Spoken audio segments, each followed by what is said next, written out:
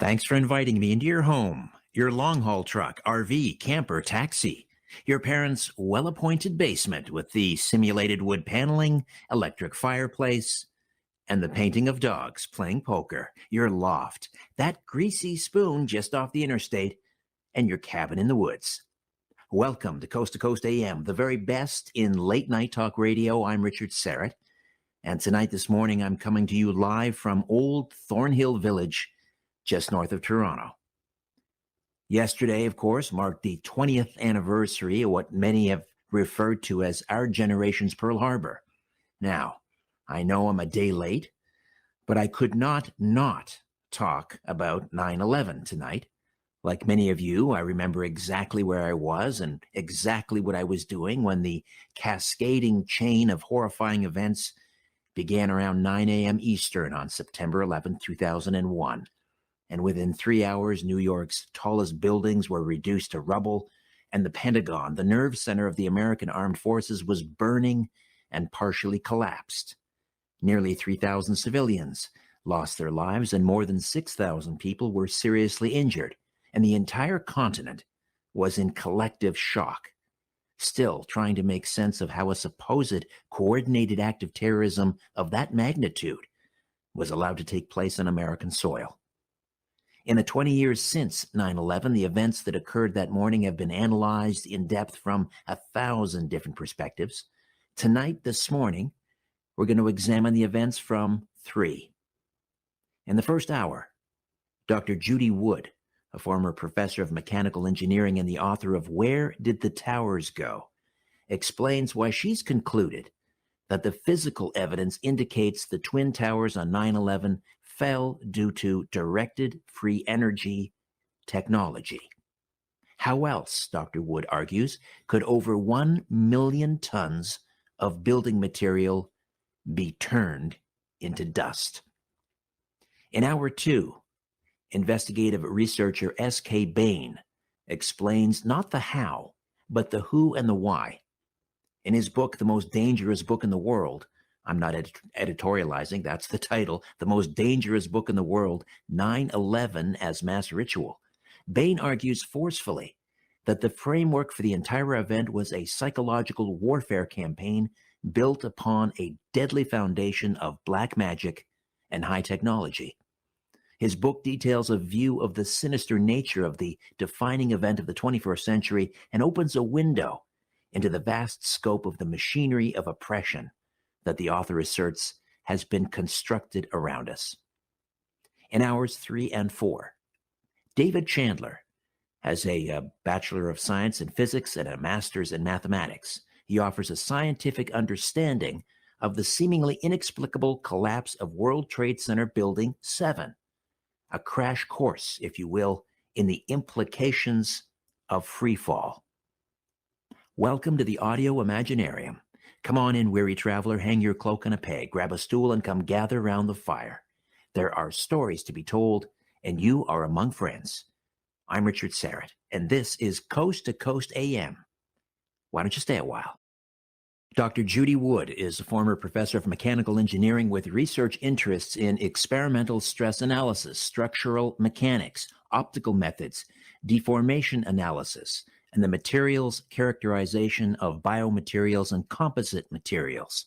She's a member of the Society for Experimental Mechanics, co-founded SEM's Biological Systems and Materials Division, and has served on the SEM Composite Materials Technical Division. Dr. Wood started to question the events of 9/11 on that same day when she saw and heard on television was contradictory and appeared to violate the laws of physics. Since that day, she's used her knowledge of engineering mechanics to prove that the collapse of the World Trade Center Twin Towers could not have happened as the American public was told, and she is the author of Where Did the Towers Go? Evidence of Directed Free Energy Technology on 9/11. Dr. Wood, welcome back. It's been a while. How are you? Hi, thanks. I'd like to make one correction from what you said earlier, what I'm going to talk about. Let me read the last paragraph of the preface of my book. It says, so let us consider the body of empirical evidence that must be explained in order to determine what happened.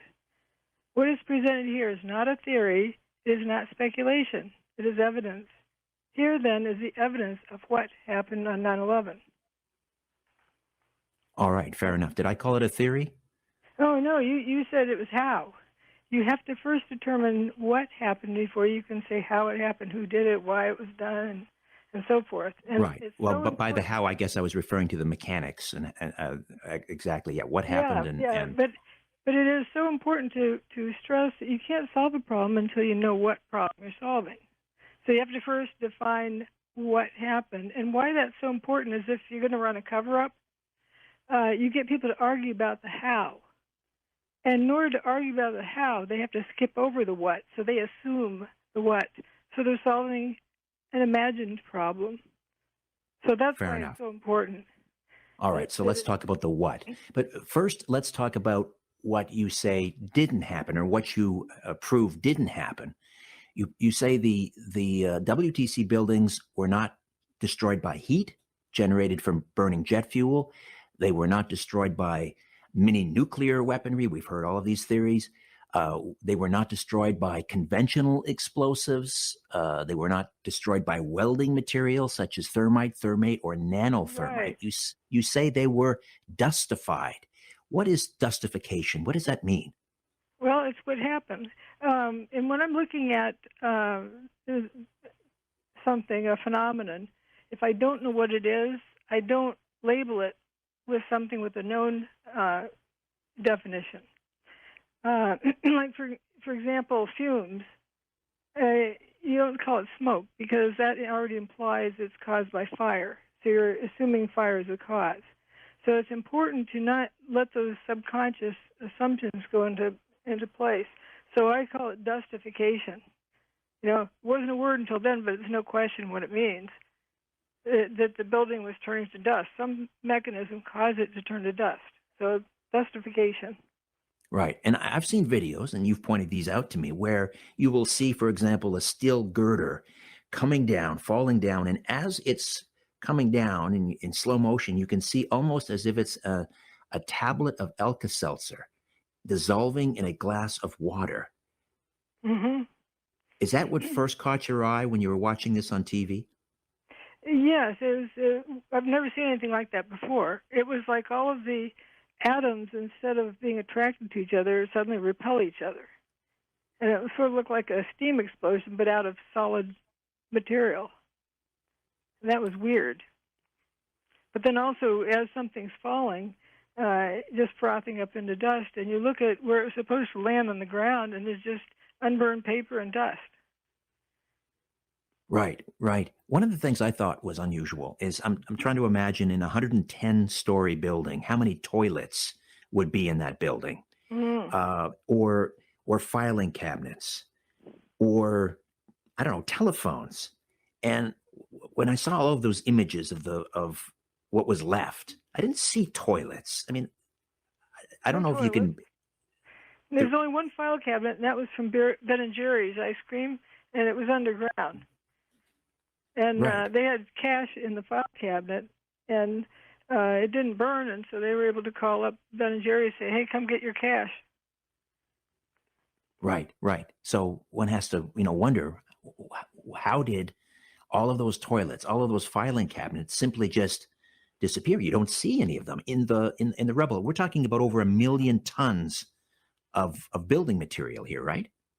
Yes, each tower is a little over a quarter mile tall, with 500,000 tons each. So let's talk about some of the other. I want to talk about some of the other effects that you've talked about. But before we I do had that, some photos prepared, but at the last minute, I guess they weren't going to get posted.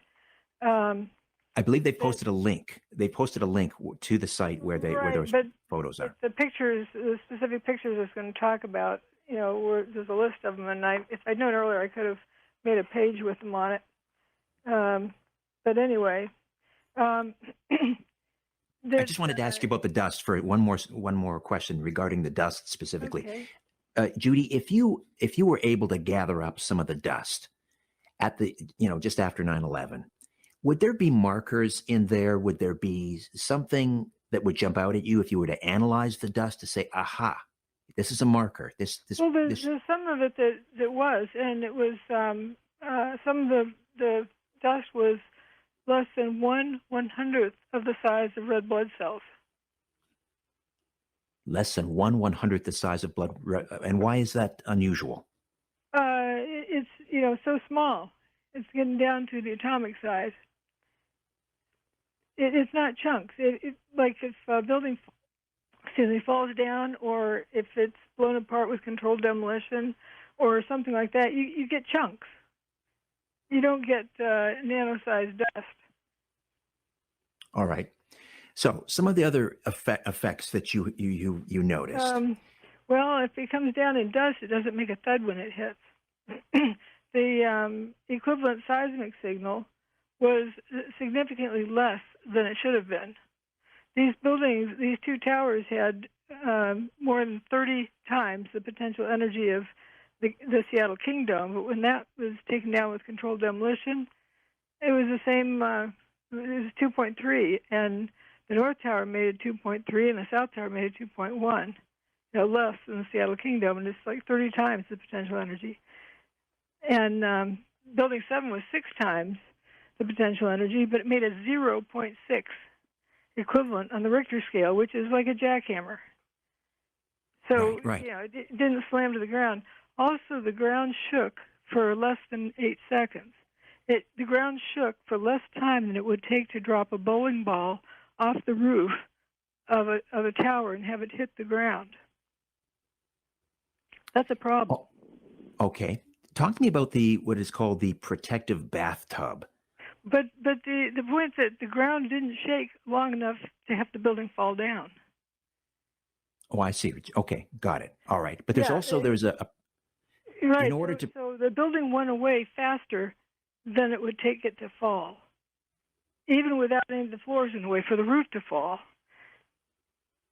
The only explanation is it turns to dust.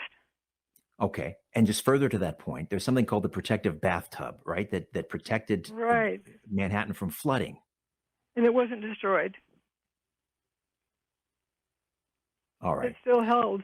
And it was a day or two after the event when they brought in earth-moving equipment, and that began to damage the bathtub wall. That's sort of a dike that keeps the Hudson River out of the basement of the towers. Right. So one would expect... One would expect that, given the site, you would expect seismic activity when a building that large falls to the ground, that it would have ruptured or damaged the protective bathtub and the East River or the Hudson River. Excuse my ignorance of the geography. I'm not from New York, but the water would have come. The Hudson River would have come pouring in. Yeah, it would have flooded all of Lower Manhattan's subway system. Didn't happen. Also, when they took down the remains of Building 6, just this little corner of Building 6, they decided they couldn't use explosives because they're afraid of damaging the bathtub wall. They used cranes and chains and, pulled it down. Now, some of the other interesting... They're afraid it would be too damaged.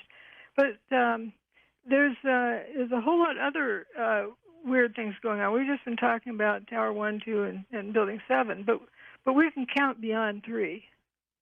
Other folks don't count beyond 3, but we can here. There's 7 towers with a WTC prefix. All 7 were destroyed that day. And Building 3, what remained was a smaller percentage of the initial building than the remains of Building 7 was of its original height. So they were all dustified in the same manner, all dustified. Yeah, gone. And if Building 2 fell on top of it, where's Building 2? And Building 6 had a big hole in it. Like half the building was gone, down to ground level. You can count 1, 2, 3, 4, 5, 6, 7, 8. It was an 8-story building, and you can count all the way down to ground level. And the inside is just hollowed out. The cars that you saw on the was it FDR Drive?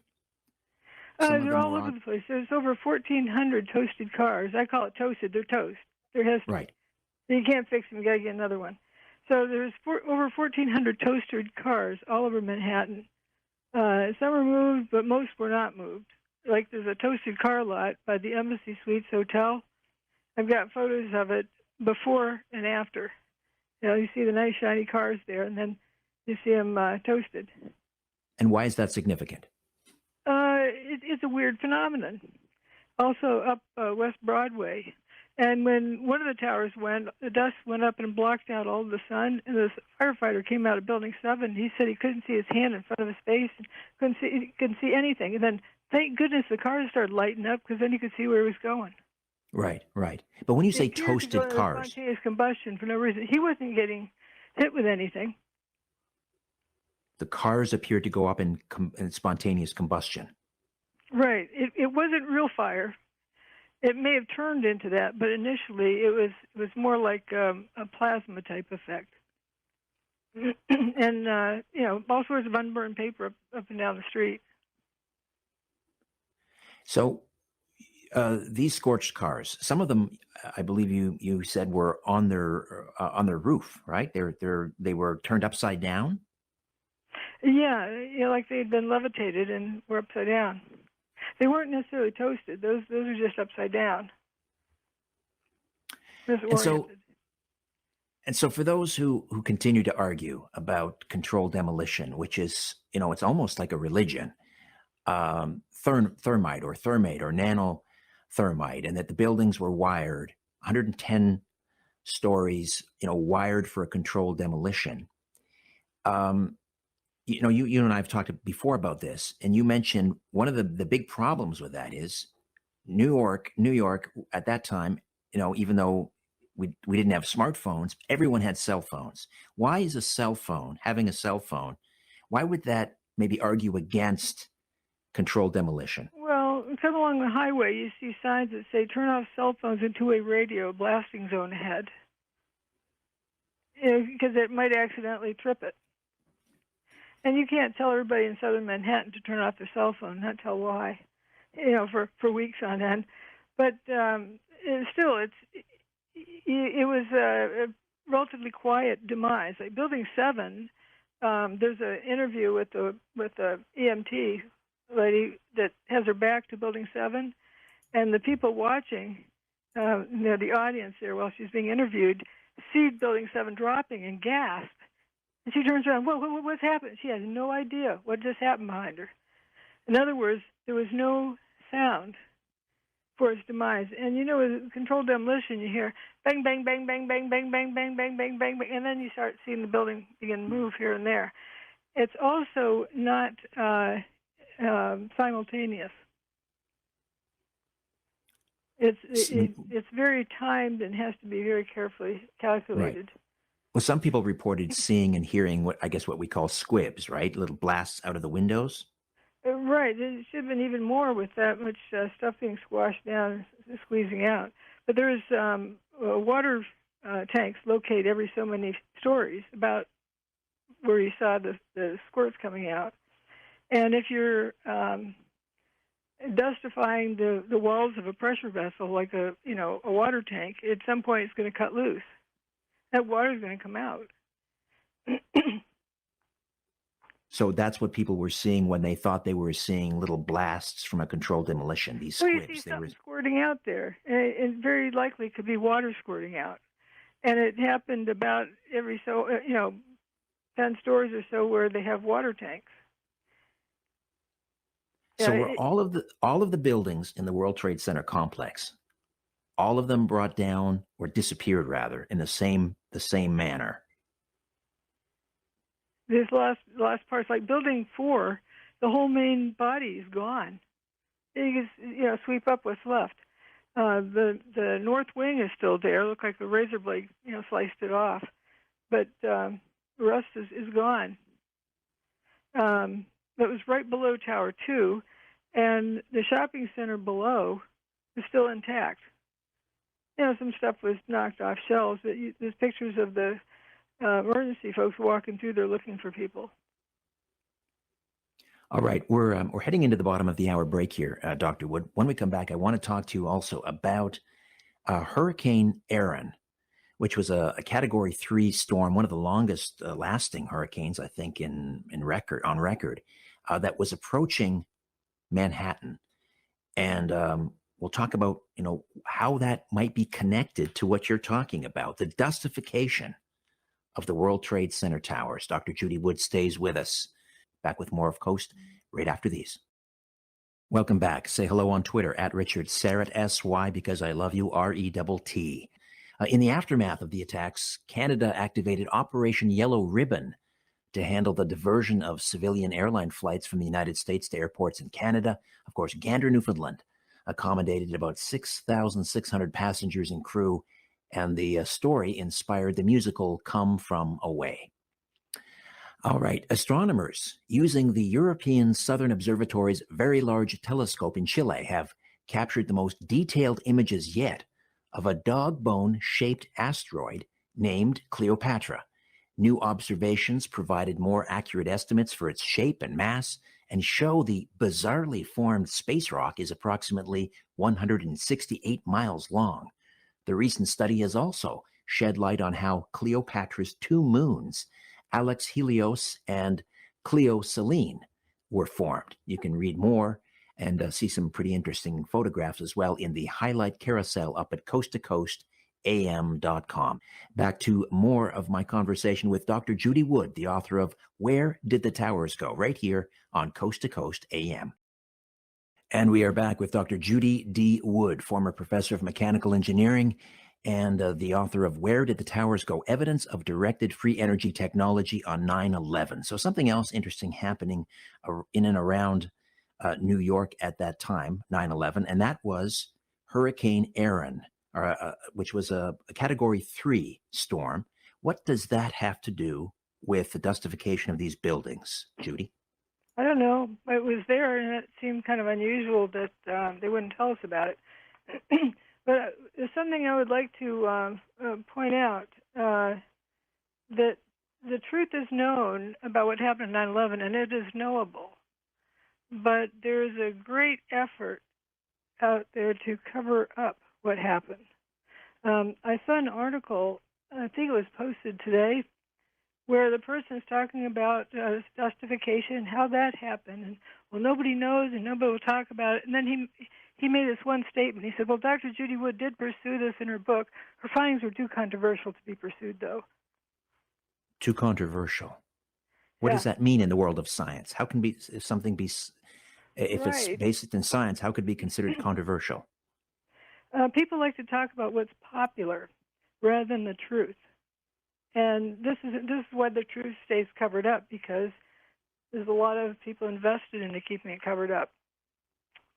All right. I do want to go back. I think it's quite good. It says truth can have extraordinary consequences and costs, but it's even more costly if you run from it. That's an excellent quote. But I do want to go back to Hurricane Aaron, because there was some interesting things happening. The hurricane there, it was unusual. And that they didn't talk about it, but it poses other questions like why didn't they warn people? How could they be 100% sure of the hurricane's behavior so that they wouldn't tell people? Because it pulled up to the outer banks of Long Island and stopped. That afternoon, it turned around and headed out of town. In other words, they didn't issue an evacuation order. How did they know? Yeah, or even a voluntary evacuation. It wasn't mentioned. It was mentioned a little bit that the seas were rough that day. But the morning media, 10 minutes to 15 minutes before the first tower got its hole, the main networks weren't talking about it.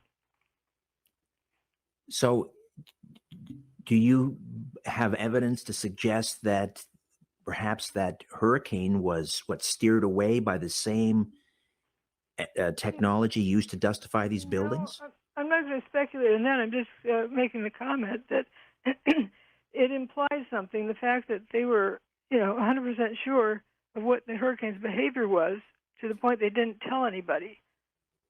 Yet they tell us that, nobody knows where hurricanes go. So why wasn't anybody warned that day?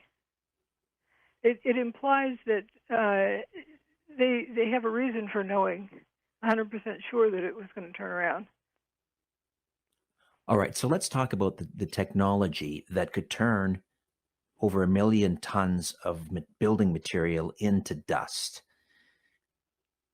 Well, as I said, I talk mainly about evidence, whether it's parallel evidence or direct evidence of what happened and what could not have happened, what you can rule out. And that's so important, because once you know what happened, then you can figure out the rest much easier. But the fact that it's being covered up is a problem. You know, this organization, 9/11 Truth Movement, they've had my book for over 10 years. So they don't have any excuses. But they still can't count past 3. They just talk about 3 buildings, not the fact that the whole building went away. But this also brings up another issue. I'm sure you've heard of the ash conformity experiment. No, I haven't. A simplified version would be if you have a room full, a bunch of people around a table, and you ask them the answer for 2 plus 2. And this guy says 5, the next one says 5, the next one says 5. Then you get to the test subject, and he says 4, and then looks around like he's going to get in trouble. And pretty soon, after a few more rounds of this, he goes in and joins in and gives the wrong answer, because he thinks that either they know something he doesn't know, or he wants to just be liked by them. Right. And right. that can control a whole lot of people in society. It really confuses people, and they just don't know the difference between right and wrong anymore, don't know the difference between truth and false. Okay, So but when you look at the evidence, to stress evidence. Okay, so when you look at the evidence, you see patterns that are consistent with directed energy power. Is that true? Well, I see a parallel evidence, but if you look at the cover of my book, you see this big dust fountain where all the material is just spreading out into dust. And think about what that could be used for. And that's an amazing amount of energy being released. Right. Okay. So are we talking about what, force fields? Well, we see the evidence that something is going on with that material. Something told that material to act differently than it normally does. The energy in that material was instructed to do something differently than it normally does. Instead of the atoms being attracted to each other, they suddenly started repelling each other. Now, that's a pretty amazing piece of technology that can do that. And somebody has it. Is it related to the work of Tesla? It could be. John Hutchison has produced, identical phenomenon by using either a Tesla coil or a Van de Graaff generator and interfering with the radio frequency signals. And right. We also have a natural version of that most people are aware of, which is tornadoes. You get levitation, you get, destruction. Some weird destruction with tornadoes. Right. Yeah. Hutchison was working with huge voltages of power and electricity, rather, and was seeing these. Well, he called it the Hutchison effect. These weird effects. Metal would become rubbery. As you say, that reminds me of another levitation. Evidence that I was, I'm going to have on the web page. It's this Bible artifact that was found. It's in the museum in New York. That it looks like a Bible that's embedded in steel and concrete, with a formerly liquid piece of metal that ran down the page and then stopped. There's no burn marks on that paper. This was an artifact found at Ground Zero. Yep. No scorch marks on the paper, and yet you had molten metal running down its page. Well, one of the pages. Solidified metal running down the page. That's some pictures I'd sent in. I wanted to have on the web page, and and it's in the whole Bible thing is embedded in steel and concrete. When the Pope came, he came to visit it, and he didn't look at it. He just kind of closed his eyes and said some prayers. But how could anybody look at that and not wonder what the heck's going on? Right, right. You had this little river of molten material coming down, or liquid metal that solidified on the page, and there's no burn marks on the paper. Now, that isn't what you see with super-duper thermite. Right. You've had special interests in things like optical interferometry and photomechanics. The interference of optics. Right. And So using that these to were measure deformations of materials. interests that you had in physics before 9/11, right? Correct. So how do they apply then to your study of 9/11? Well, looking at material properties. For example, there's this guy walking home after the towers have gone poof, and he's wading through dust, and he's kicking it up, and it's staying aloft. But you notice the air is completely clear above his knees. So, just being observant, you realize that dust is so fine it hangs in the air. Well, then how the heck did it settle out of the air? It implies that it was coarse dust that landed and became fine dust because it kept breaking down. Right, right. So I find it learning how to observe things. A lot of people wouldn't have picked up on that, but it's observing material properties. I just find it's interesting how your academic background almost led you to this. Mm-hmm. Do you think that's a coincidence? Well, a lot of people have different ideas, like why I'm here. And what is your somebody idea? needed to do this. Right. And still, it's not being heard. It's so easy to run a cover-up. And every person participating in the cover-up is a criminal. It's horrible. It's what it's doing to our world. And if folks had figured out, what happened on 9/11, we wouldn't be having this other shenanigans going on now. This is another psyop of another type. You had a former student who was murdered, I believe. Was that connected to what you revealed in the book, do you think? Yeah,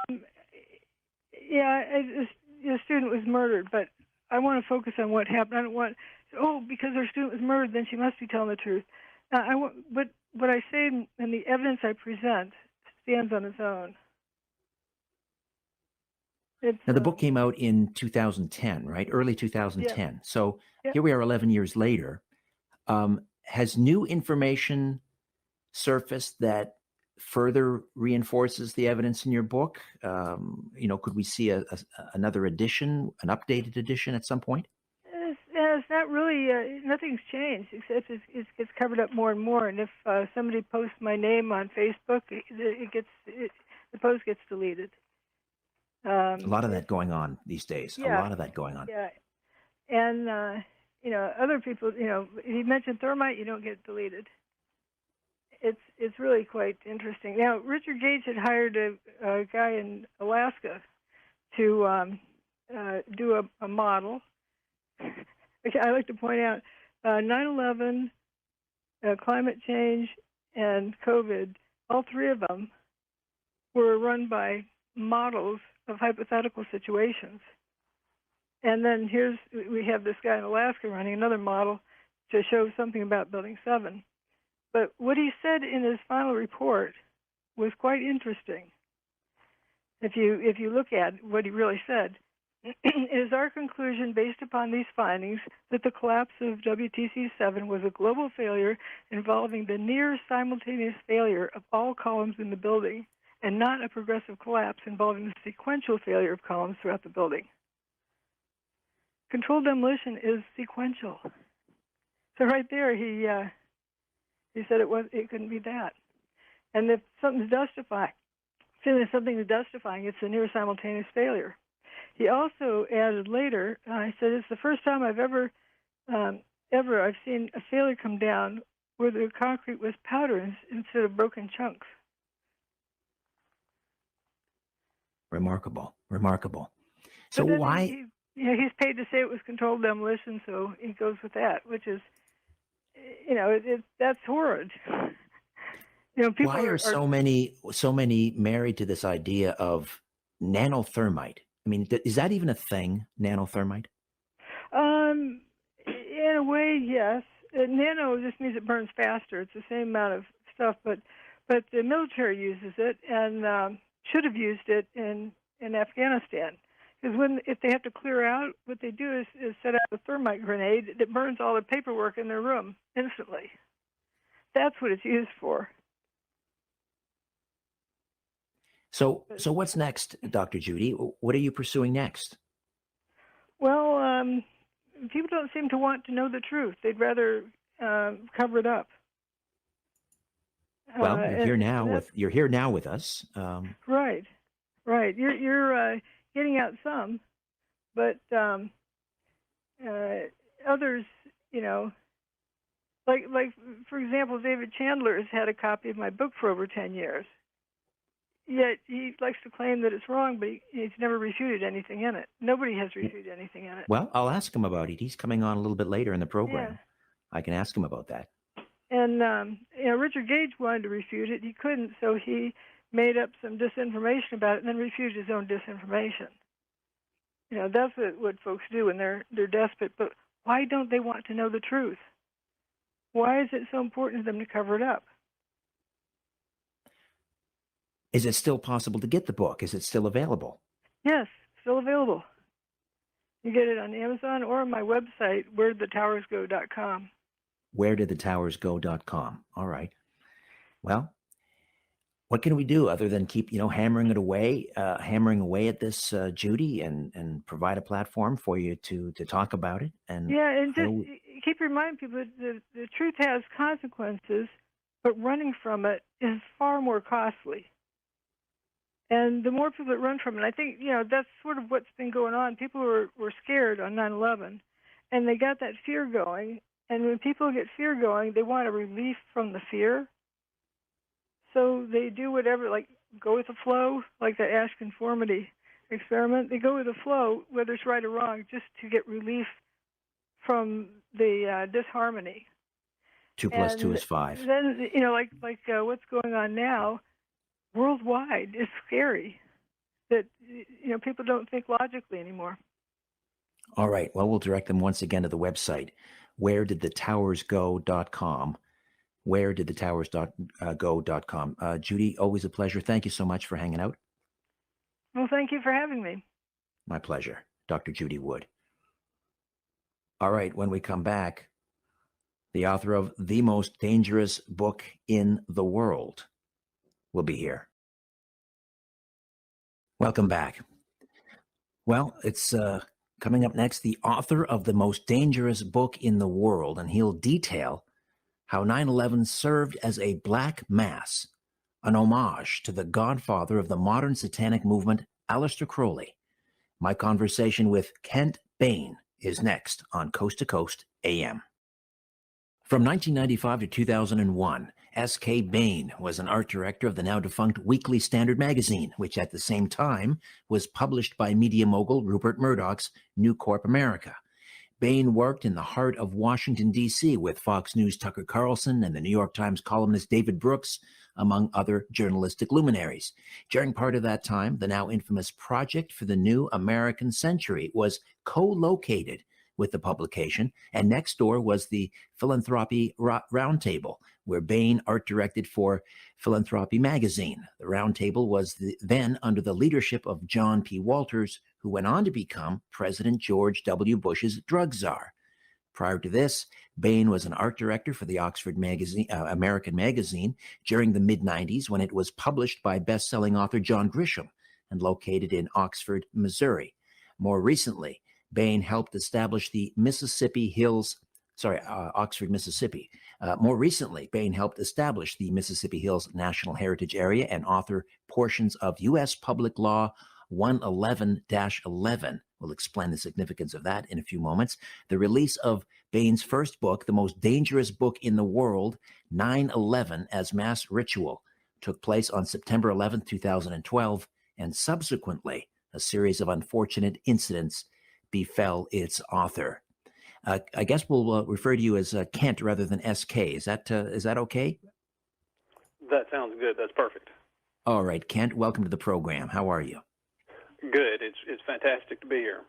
Likewise. We should also mention the book with contributions from Peter Levenda, who's been on the program before. What's interesting, I mean, you make a very compelling argument in this book that 9/11 was this mass mind control operation, a psyop, if you will. It had some occult ritual components. And yet you went into this book really as a skeptic trying to disprove this whole idea. So what was it? Was there anything in particular that turned your thinking around 180, or was it simply the preponderance of all the evidence? The latter, the preponderance of evidence, the cumulative weight of the evidence that 9/11 was more than a terrorist attack. Certainly more than a false flag attack, but also an occult ritual with a wide variety of occult symbols and significant numbers incorporated into it.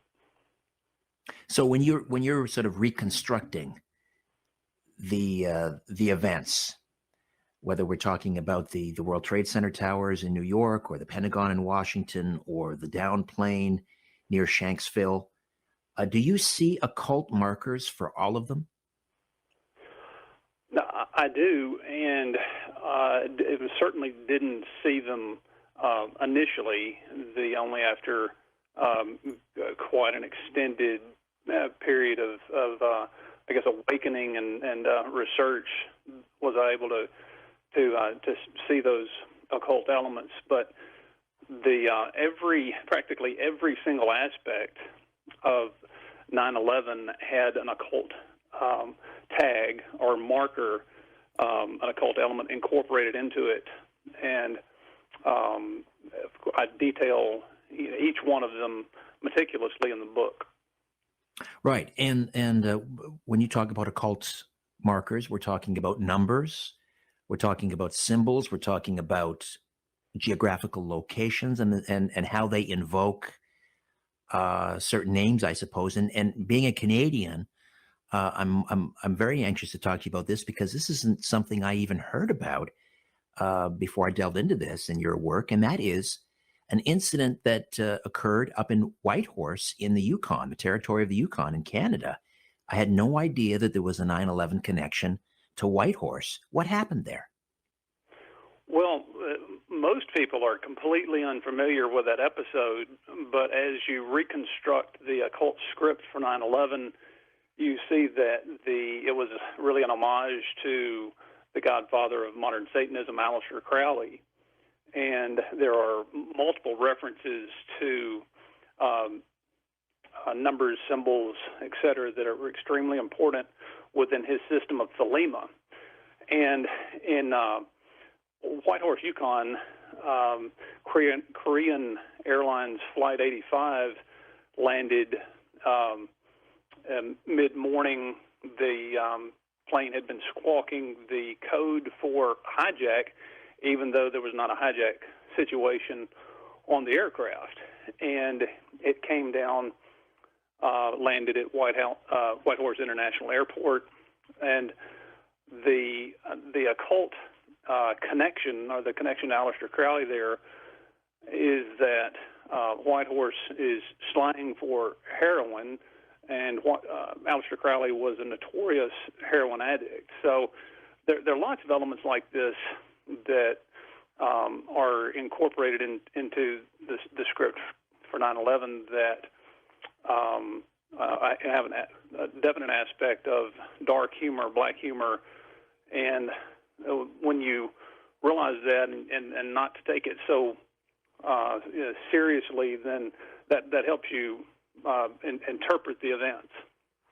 So you mentioned it's, indicative of the, I guess, the orchestrators of 9/11 is as an indicator of their dark humor. But why go to all of the trouble?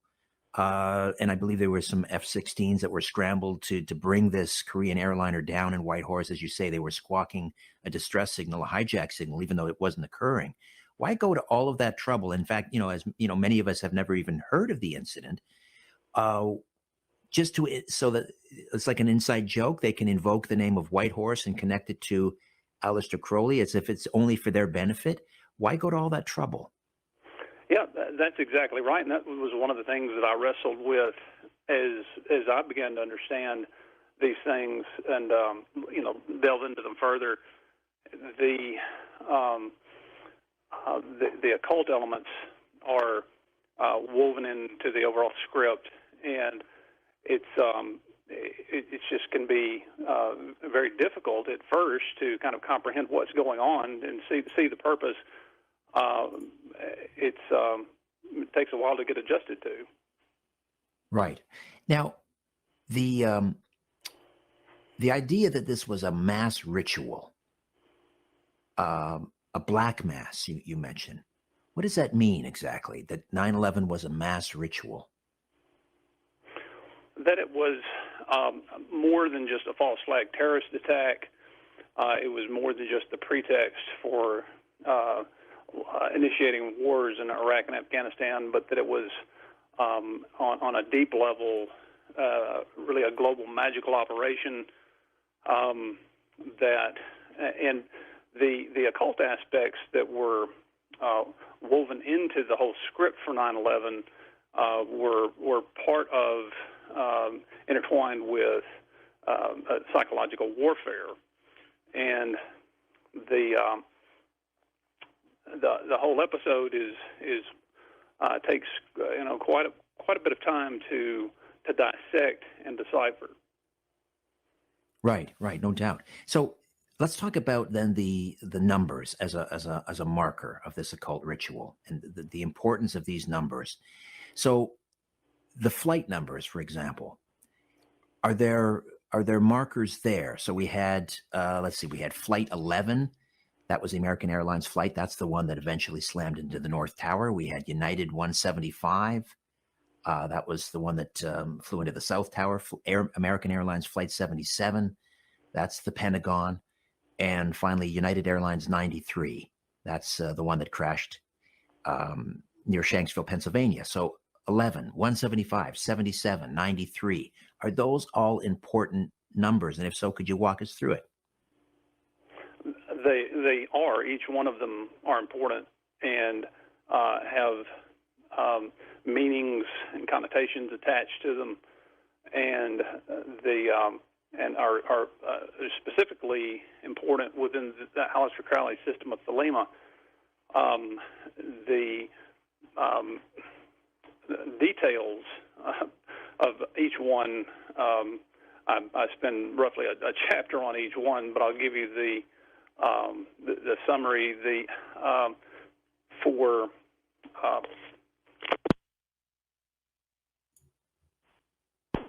Do we have him here? Oh, I think we lost him.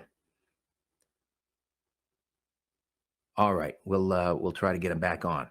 Kent Bain is with us, and the author of The World's Most Dangerous Book, with contributions from Peter Lavenda.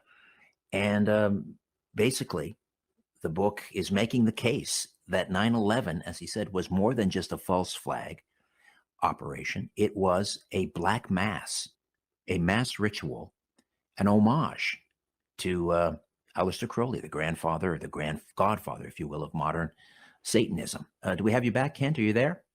I'm here. All right. So I know this is very involved, but maybe even just give us one or two examples. So we mentioned these flight numbers, and you say these have occult significance. These were not just picked at random, these flight numbers. So we have American Airlines Flight 11, United 175, American Airlines Flight 77, and United 93. So any of those you want to discuss, go right ahead. Yes, 77 is held to be the number of the great goat Baphomet, which Crowley wrote extensively about. And 93 within the system of thelema is the equivalent of will or love. And the Thelemites would use 93 as a signature in correspondence. And so those numbers in particular, they have any number of connotations attached to them, but is specifically of importance to Crowley and his system of thelema. So what are the architects of this mass ritual trying to do? Are they trying to please certain deities? Do they believe that these symbols and numbers actually hold power? What are they trying to accomplish invoking these symbols and numbers? Well, you could argue that they were creating or casting a magical spell, incorporating the numbers and the symbols, that there was some type of broader magical operation at work, and casting, I guess, a spell globally, certainly, through the media, and it's so that's that. And what did they get out of it? Well, you can debate whether the orchestrators of the 9/11 mega ritual actually believed that these things had a practical effect, that there was a real magical effect, or whether they were just going through the motions, incorporating these things as part of a psychological warfare operation. But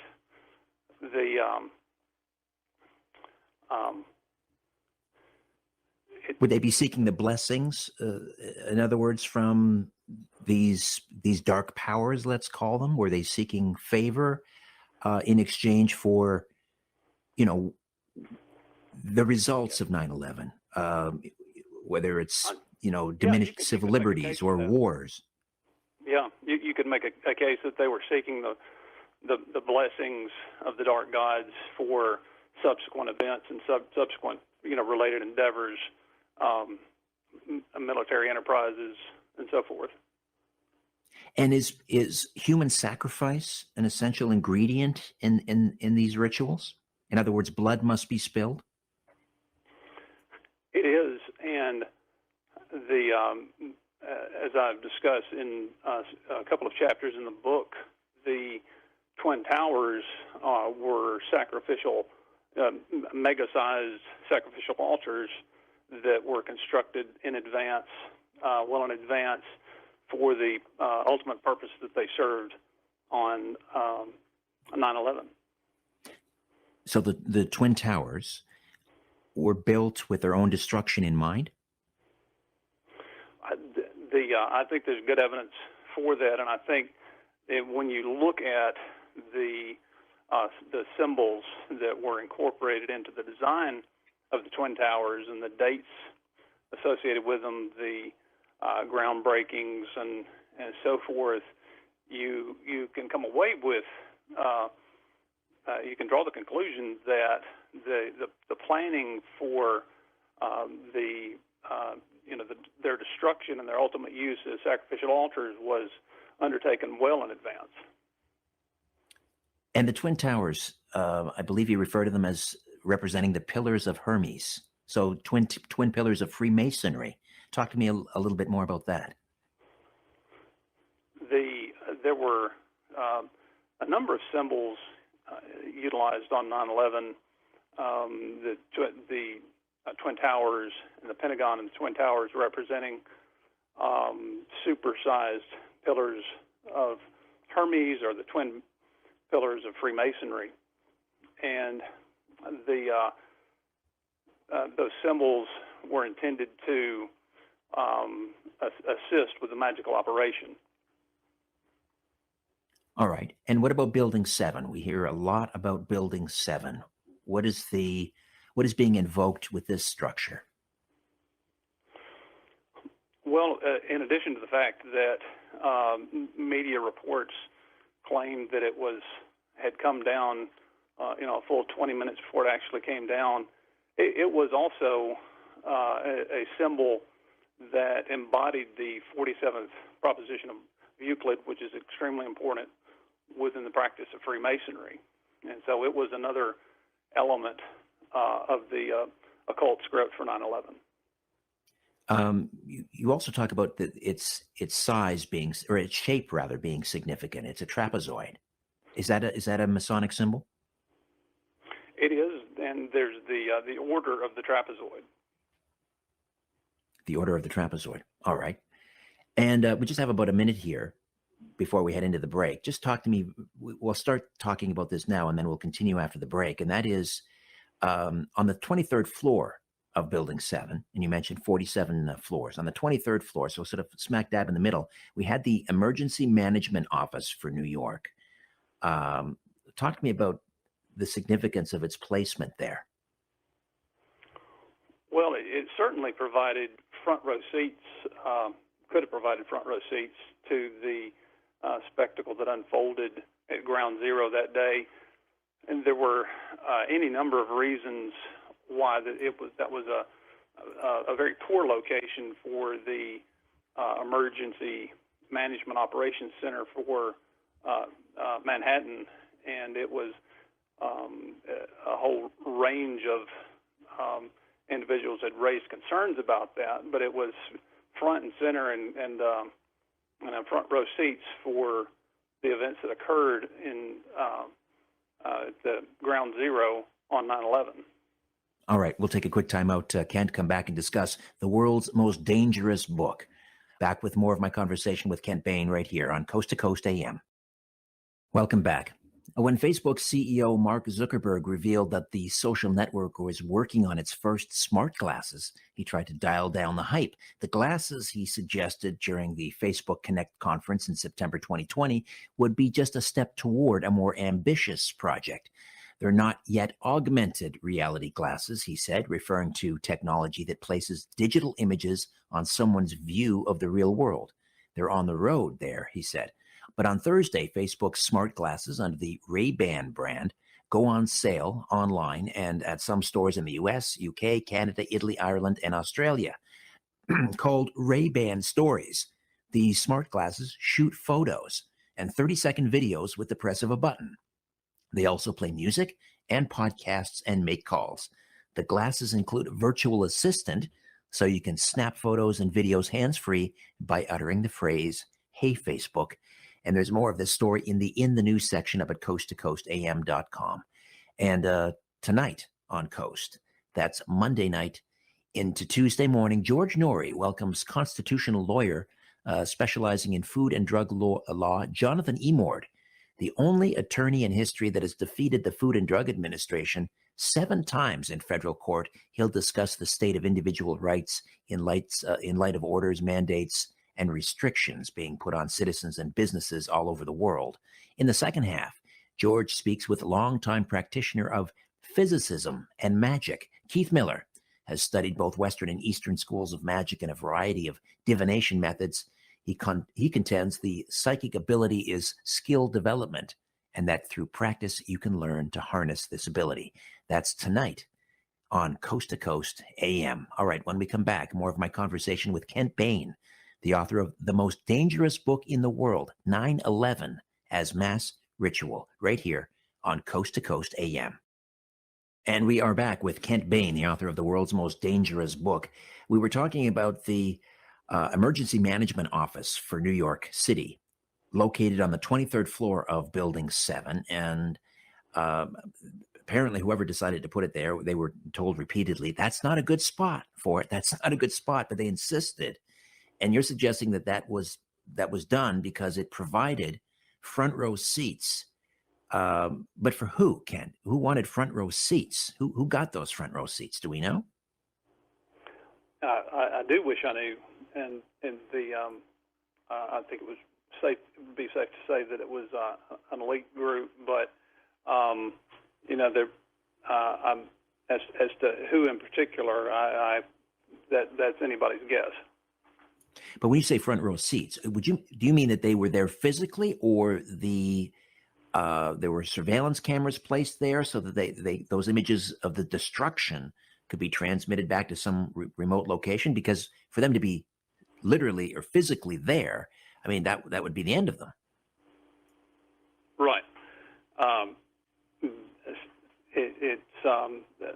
Could have been cameras.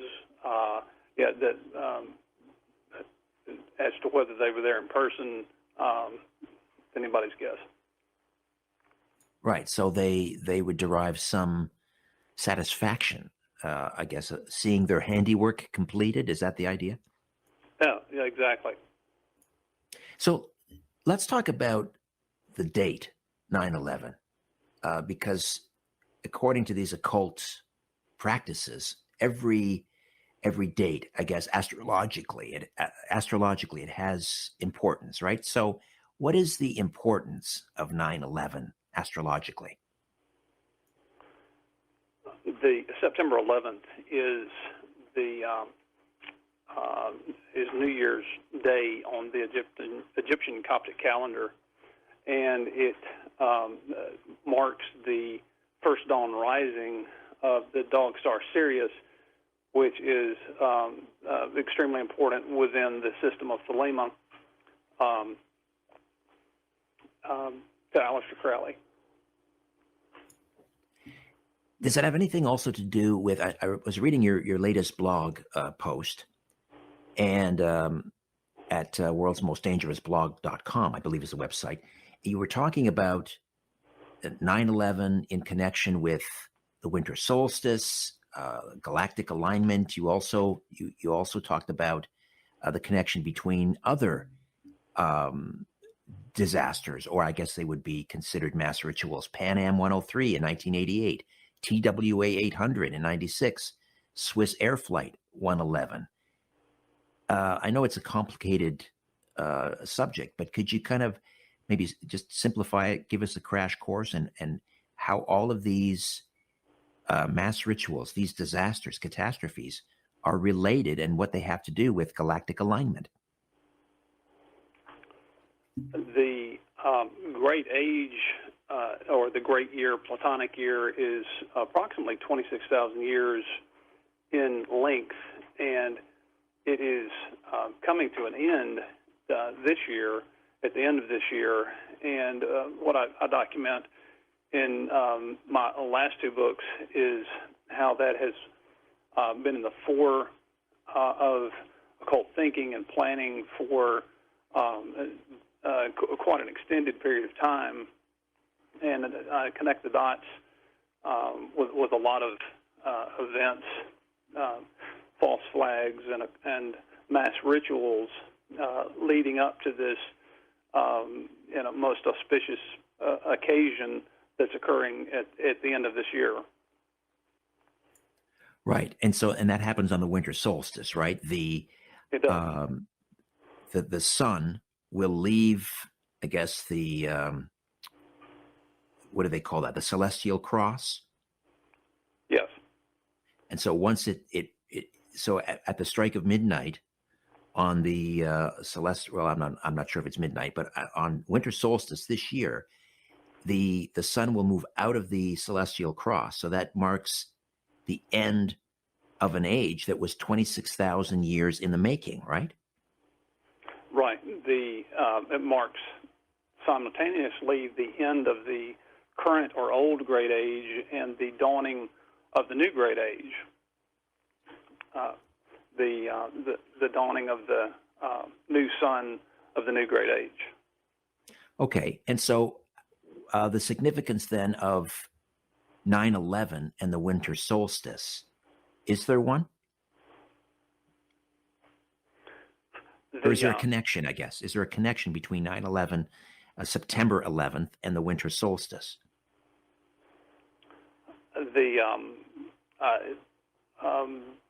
There is, and I do my best to draw those connections in detail in the books. Okay. How long was this in the planning? you could make a case for decades and if not centuries. Centuries. My word. All right. So in the aftermath of writing this book,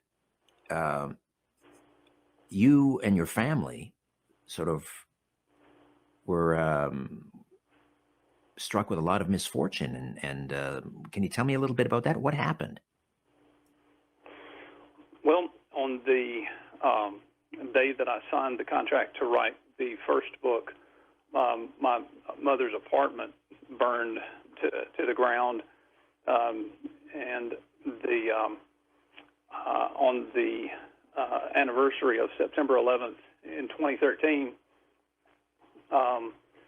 I did a presentation with conspiracy culture bookstores in Toronto, Canada, and immediately following that, my son had his first epileptic seizure. Oh, my. And do you attribute that to, I mean, do you think that was a result of your writing this book, the most dangerous book in the world?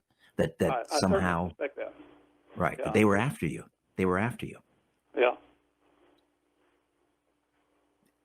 And what put an end to it? Well, I'm not entirely certain. It just came to an end. All right. And in 2013, that was the 50th anniversary of JFK. You mentioned that you found yourself mixed up in what you called a year-long series of events. I'm guessing that's what you're describing now, that were commemorating or connected to the 50th anniversary of JFK. You called it his assassination, the killing of the King fertility right.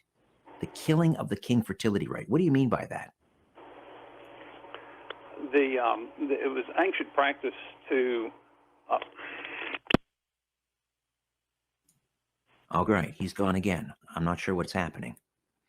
All right. Well, we'll. I guess we'll just push on in his absence, or we'll try and raise Kent Bain once again. The book is The World's Most Dangerous Book by Kent Bain, with contributions from Peter Levenda. And what do you think of that idea? 9/11 as a mass ritual, a black mass, and an homage to Aleister Crowley. Just a reminder, coming up at the top of the hour, we'll switch gears and we'll welcome David Chandler, who is a retired teacher, physics and mathematics, and we'll talk about Building 7. And he'll provide his evidence that Building 7 did not collapse as a result of fire, but in fact controlled demolition. All right. We don't have Kent Bain. All right. He is not picking up at this point. All right. Maybe he's not. Maybe he's been taken ill suddenly, perhaps. Not feeling well. Well, we wish him well. All right. What can we do in the next 7 minutes? I guess I can maybe recap some of the things that Kent Bain, in his absence, was saying. Again, that the dates are significant. These are auspicious astrological dates. So 9/11, I was trying to get at this with Kent.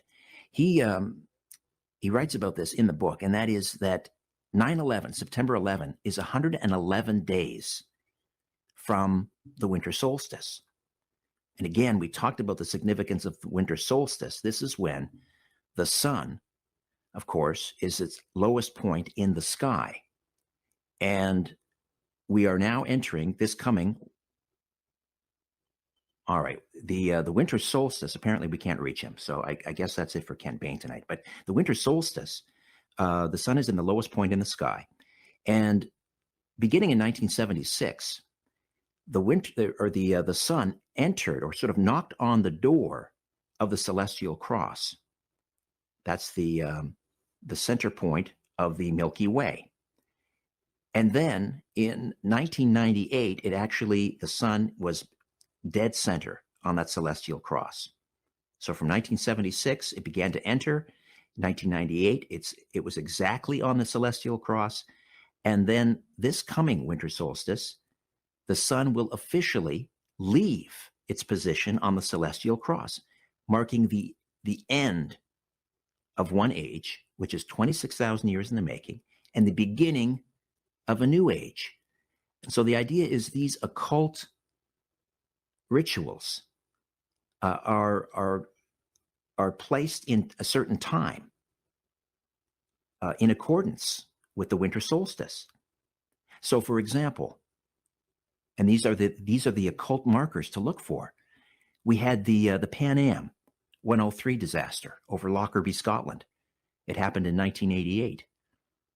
That was a marker, Kent Bain argues, 10 years from 1998, the point at which the sun was, sorry, 1988, 10 years from the 1998 marker, which is when the sun was on the celestial cross. And then, very quickly before we go to the calls, TWA 800 in 1996. If you add TWA 800, 800 plus 111 to the winter solstice, you get 9/11. It goes on and on. It's never ending, folks. It's never ending. All right, we're going to go to the phones, and we have on the wild card line, let me just refresh my screen here. Who do we have? James in Los Angeles. Welcome to the program, James. Hi, thanks for taking my call. I really appreciate it. I was actually at the 9/11 Commission public discourse hearings in Washington, D.C., and I had it out with Lee Hamilton of the 9/11 Commission. And what we're missing here is that 9/11 happened, it's obvious, because of U.S. support for Israel as a primary motivation. You can look at Khalid Sheikh Mohammed, and you can look at the YouTube channel, youtube.com/representative press. Again, youtube.com//representative press, and you can see the YouTube of my exchange with Lee Hamilton. It's titled "What Motivated the 9/11 Hijackers." Well, that's one theory. I mean, that's one theory worth considering, but we're looking at others as well here. What did you make of the idea that this is some sort of mass ritual? Well, I don't buy that. I mean, if you look at the 9/11 Commission report, it actually specifically states that it was U.S. support for Israel as the primary motivation, and we just don't. The U.S. media won't touch that, and that's the sad part about it. Americans are missing the truth. There's no controlled demolition or mass ritual. The bottom line is the Mossad was actually there on 9/11 of the day. Well, no, listen, I don't know about that. I've heard that many times. Israel warned the United States. They tried to warn the United States, as did a number of other countries, that there was something coming, but they didn't seem to heed those warnings. That's always been peculiar to me. Glenn is in Michigan, east of the Rockies. Glenn, welcome. Hello tonight, guys. I'd just like to bring attention to how Hollywood, actually King Kong in '79 there, dove off the World Trade Center. And then in Marvel Comics, well, the Empire State Building, wasn't it? Sorry, wasn't it the Empire State Building? No, in the with Jeff Bridges in '79. Oh, the remake. Okay, a remake. The original it was the Empire State He Building. fell to his death off the World Trade Centers. Okay. And, he was jumping back and forth, I believe. I'd have to watch the movie again, but in Marvel Comics, the planet where the Soul Gem is, where the Red Skull is, where Gamora is thrown off by Thanos, the Destroyer, it looks exactly like the World Trade Center. And also, in the end games, I hate the spoilers for people, but Black Widow gets killed there also. And So a bit of predictive programming. Is that what you're suggesting? Just that Hollywood, they're in the game somehow, somewhere down the line. Well, that whole idea of predictive programming is fascinating. Like, where does that come from? There was the Simpson episode. There was the episode of The Lone Gunman, which was a spin-off of the X-Files. There were a number of rap albums that featured the World Trade Center World Trade Center buildings on fire and so forth. Where does that come from? It's just out there in the ether. I don't believe, for example, that the head writer of The Simpsons had some intimate knowledge or foreknowledge of the event. But history is replete cultural examples of this predictive programming, and it's a fascinating area. Robert Sullivan has been on the program a number of times talking about that. He's got an interesting theory, which I won't try and share with you now because I'm not Robert Sullivan. But I love that topic, predictive programming. Let's try to squeeze in one more very quickly. Marty's in San Francisco. Hey, Marty. He's hitting one nail on the head and missing the other, which is the concept of Islamic mathematical magic. Where does zero come from? You understand, like ground zero, the 911. Crowley picked up on that, but it goes all the way back to ancient Egypt. And also there is a whole concept of Islamic mathematical magic, which is used to calculate certain things that they want to do. All right. Thank you for that, Mark. All right, Marty, appreciate it. Thank you for that. Okay, when we come back, we'll talk Building 7 with David Chandler. Richard Serrett, coming to you live from Old Thornhill Village, just north of Toronto. Back with more on Coast to Coast. Welcome back. Say hello on Twitter at Richard Serrett. All right, what caused the destruction of World Trade Center Building 7? What caused it to collapse? Well, the National Institute of Standards and Technology report in 2008 concluded that the fires on multiple floors in WTC7, which were uncontrolled but otherwise similar to fires experienced in all other tall buildings, caused an extraordinary event. Heating of floor beams and girders caused a critical support column to fail, initiating a fire-induced progressive collapse that brought the building down. Do you believe that? Well, David Chandler doesn't. He's joining us next. Stay with us. David Chandler has a Bachelor of Science in Physics and a Master's in Mathematics. He runs 911speakout.org, and he's best known in the 9/11 Truth Movement for asserting that NIST, the National Institute of Standards and Technology, lied in denying that Building 7 underwent freefall. He is retired from 35 years teaching physics, math, and astronomy in high school and college. Dave Chandler, welcome to Coast. How are you? I'm doing fine. Thank you very much. I'm a night owl, fortunately. Yes, very fortunate. So NIST, it took, 3 years to study what happened to Building 7. And in 2008, they released their findings. Now, what was that based on? Was it computer modeling? How did they conduct this study? Well, they didn't base it on physical evidence because all the physical evidence basically was hauled away very shortly after the event. And that was done illegally, by the way, and there was loud protests from the fire. There was fire publication that came out with major protests and so forth. So it was there was something going on as far as a cover-up from the very get-go. And so, by the way, one factor just to throw in there, they finished in 2008. In August, they had their final draft for public comment, and that's where I stepped into the scene. And then the final draft came out after the election, so during the lame duck period. So it appears to have been time to finish up at the end of the Bush term, just before Obama came in. So as far as why it took exactly the amount of time it did, I think that has to be factored in somehow. Right. So this extraordinary event, they talk about heating of floor beams and girders causing a critical support column, I think it was column 79, right, to fail. But when you look at Building 7, as the North and South Towers as well, almost falling into their own footprint, wouldn't the failure have to be of the floor beams like uniform and happen all at once in the same way for it to fall? It wouldn't have been floor beams. It would have had to been the columns. Or the columns, right. Because what I measured was absolute free fall for 2.5 seconds, starting, it was like simultaneous failure across the entire building. So that if I measured the descent of both corners of the building, the northwest and the northeast corners of the two that were visible, and a point along the center, all three of those points started their free fall simultaneously within 1/10 of a second. What does jet fuel burn at? About 1,000? There were no jets to hit this building. Right, but I'm just thinking about in terms of... I don't have that number at the tip of my tongue. But by the way, the jet fuel, we're jumping to the Twin Towers for a second here. Even NIST acknowledges the jet fuel was basically consumed within the first 7 minutes. I think they said 7 minutes, first few minutes.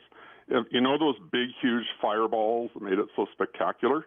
Yes. That was jet fuel burning up outside the building where it was doing no harm to anything. Right. Well, So my point was if jet of the jet fuel that was left, and basically all the jet fuel did was start office fires, and so the entire time it was burning, and the one tower, the south tower, burned for about an hour, and the other one about an hour and 40 minutes roughly, and it was all just office furnishings fueling the fire during all that time. Well, I guess that was my point, that you're right. No jets hit Building 7. But if we're to believe that jet fuel was hot enough to melt iron in the north and south towers, and yet we had no jets, no jet fuel, what did we have burning in Building 7? Paper or building material. So, well, same thing in the north tower. By the way, I don't have the numbers at the tip of my tongue as far as the temperatures and so forth, but I do remember the jet fuel temperature is about 1,000 degrees Fahrenheit lower than what it takes to melt steel. Right. 1,000 degrees. I mean, that's way low. So the fact that they come back with saying, well, they didn't have to melt it; you just had to weaken it or soften it. But the fact is, you could see molten iron pouring out the side of the south tower just before it fell. And there were reports of pools of molten steel down in the rubble pile by the firemen who were down in there. So there was molten steel. It was not caused by jet fuel. It had to have been caused by something else. All right. So with Building 7, falling in its own footprint, free fall, we need to get a little bit of a primer in free fall. What does that mean? Exactly? Let me just say this first. If you go to my website, 911speakout.org, and the very first, in fact, in the very first paragraph or so, I refer to a 6-part paper, and it was called Freefall. And I published that on medium.com, and it's not behind a paywall or anything. You can just go there. So if you go to my website and just look for it says Freefall there, I have a very detailed run-through on that from start to finish. And then the second video on that front page is a talk I gave at University of Colorado Boulder in 2018, I believe, and that's based on the same material. So that's probably my most concise single presentation of my research right there. But yeah, I'm just saying. So free fall free fall is like if you take out your car keys and let go, and it's not a speed. It's an acceleration. It's the rate at which gravity causes something to pick up speed as it's falling with no resistance. Now, air resistance, that's a significant factor for lightweight objects, but something the size of a major chunk of a building, air resistance is going to be pretty minimal because the weight of the stuff compared to the cross-sectional area, how much air it's encountering and so forth. It's not the air that's resisting it, it's the structure of the building.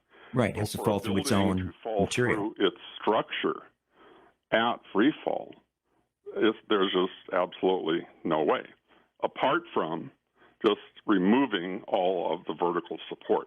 That's why I'm saying it's the columns that had to go.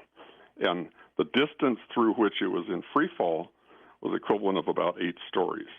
So you'd have to basically remove, not just break, but literally remove eight floors worth of vertical support to get the effects we're looking at.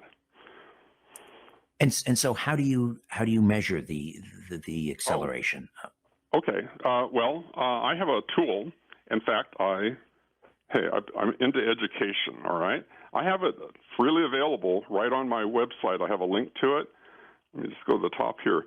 If you go over to the References tab at the top of my web page, there's a little menu tab at the top, and one says References.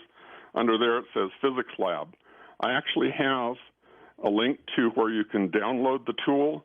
I have a tutorial, and I have a little discussion of some of the basic physics right there. So anybody, if you're a student, want to do a science fair project or a project for class, or if you're a teacher that wants to actually incorporate this, you can do it. It's just and it shouldn't be thought of as political. It's like looking at a public event that was hugely significant for the history of this country.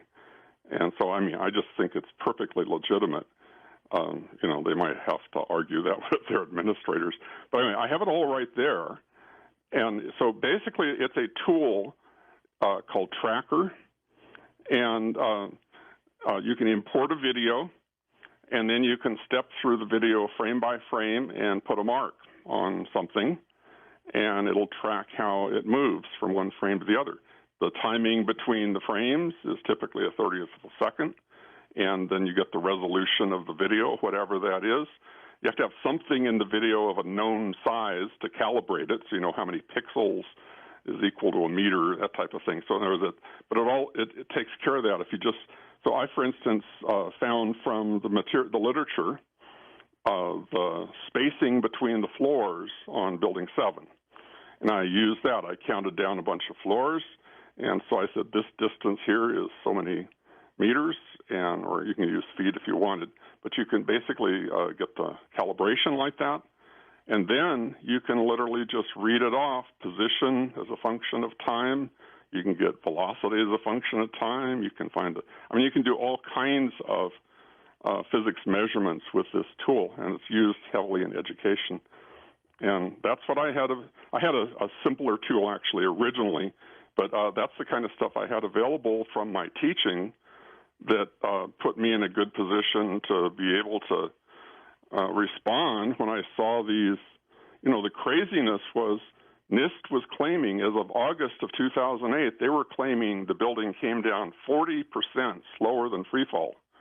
That's a jaw dropper, because you can look at the building and say that is pretty darn close to freefall just by eyeballing it. And so if you actually measure it, what startled me was I was assuming that my measurement would come out, if we're within about 90% of free fall or something. No, you're on the money at free fall, and it's an instant transition to free fall. So 1 second, 1/10 of a second, you're holding fast, and the very next moment, you are in free fall. And it stayed in free fall for 2.5 seconds, over 100 feet of drop, equivalent of about 8 floors. And the other thing that stands out when you look at the video is the roof. I mean, it's level as it's going down. Yeah. Okay. There's an interesting thing about the roof. The video I use, you saw the video I worked on, I assume, right? Yeah. Yes. It's basically a camera shot that's taken from quite a ways uptown with a telephoto lens. And in fact, the camera that I'm using for my current, my most recent and most accurate versions of these measurements, there was a video camera that they had on a tripod, and then it was just sort of abandoned. It was focused, but nobody was touching it. In fact, the picture was tilted because nobody was there to level it or anything else. They were using other cameras, and this one was just sort of abandoned there. But because of the fact there was no human contact, that's the most stable video we have of the whole thing. So here we are looking level at the roof line, and it looks perfectly flat. If you go on, with a microscope, there's a little bit of variation, but it's almost flat. Now, there's another angle, which is from down on what they call West Street, looking up at the building from the street level, up at maybe a 45-degree angle. I'm not quite sure what the angle is. But you can see it looks like there's a V-shaped dip in the roof line. And so how can that be? Because the other doesn't show that dip. Well, the reason is what looks like that V-shaped dip is because you're looking at an angle, it's ambiguous whether it's lateral motion or vertical motion. And it turns out it's lateral because when you look at it level, it's not there. So think of taking a book and folding it, and then looking at it from below, it looks like a V. Looking at it horizontally, you don't see that, you see. So, yeah, there was things going on in the building, but it wasn't coming down. And so basically, when NIST did their measurements, they're claiming they used that camera 3 angle, which was from West Street, which is that had to have been an intentionally ambiguous angle to do their measurement from. So there's a bunch of stuff they did wrong that's just transparently obvious to anybody who actually gets in and works with the data. They're not doing an honest measurement. They're basically trying to come up with a rationale to say it was not free fall, because free fall would imply a demolition. There's no way around it. And they were trying the best they could to avoid that. Yeah, when you have a building this size, and I've seen the images on your site, overlaying it on a football field. So it's 100 meters side to side. Yeah. I mean, for that to fall into its own footprint the way that it did, I mean, there's no margin for error if you believe explanation for that either. Right, but for them to NIST, that is, to suggest that it was column failure simultaneous. I mean, there's no room for error, not a nanosecond there. Otherwise, it would start to topple, wouldn't it? Right. I was telling you. In fact, that's exactly right. There was an analysis done at the University of Alaska that the architects and engineers for 9/11 Truth commissioned it, but it was done. The guy who did it initially wasn't even part of the Truth movement. He was professor of, I think it's structural engineering, but University of Alaska. And he had a couple of graduate students that the three of them worked on, they did 2 modelings of it on 2 different kinds of software, and they essentially reproduced the work that NIST supposedly did.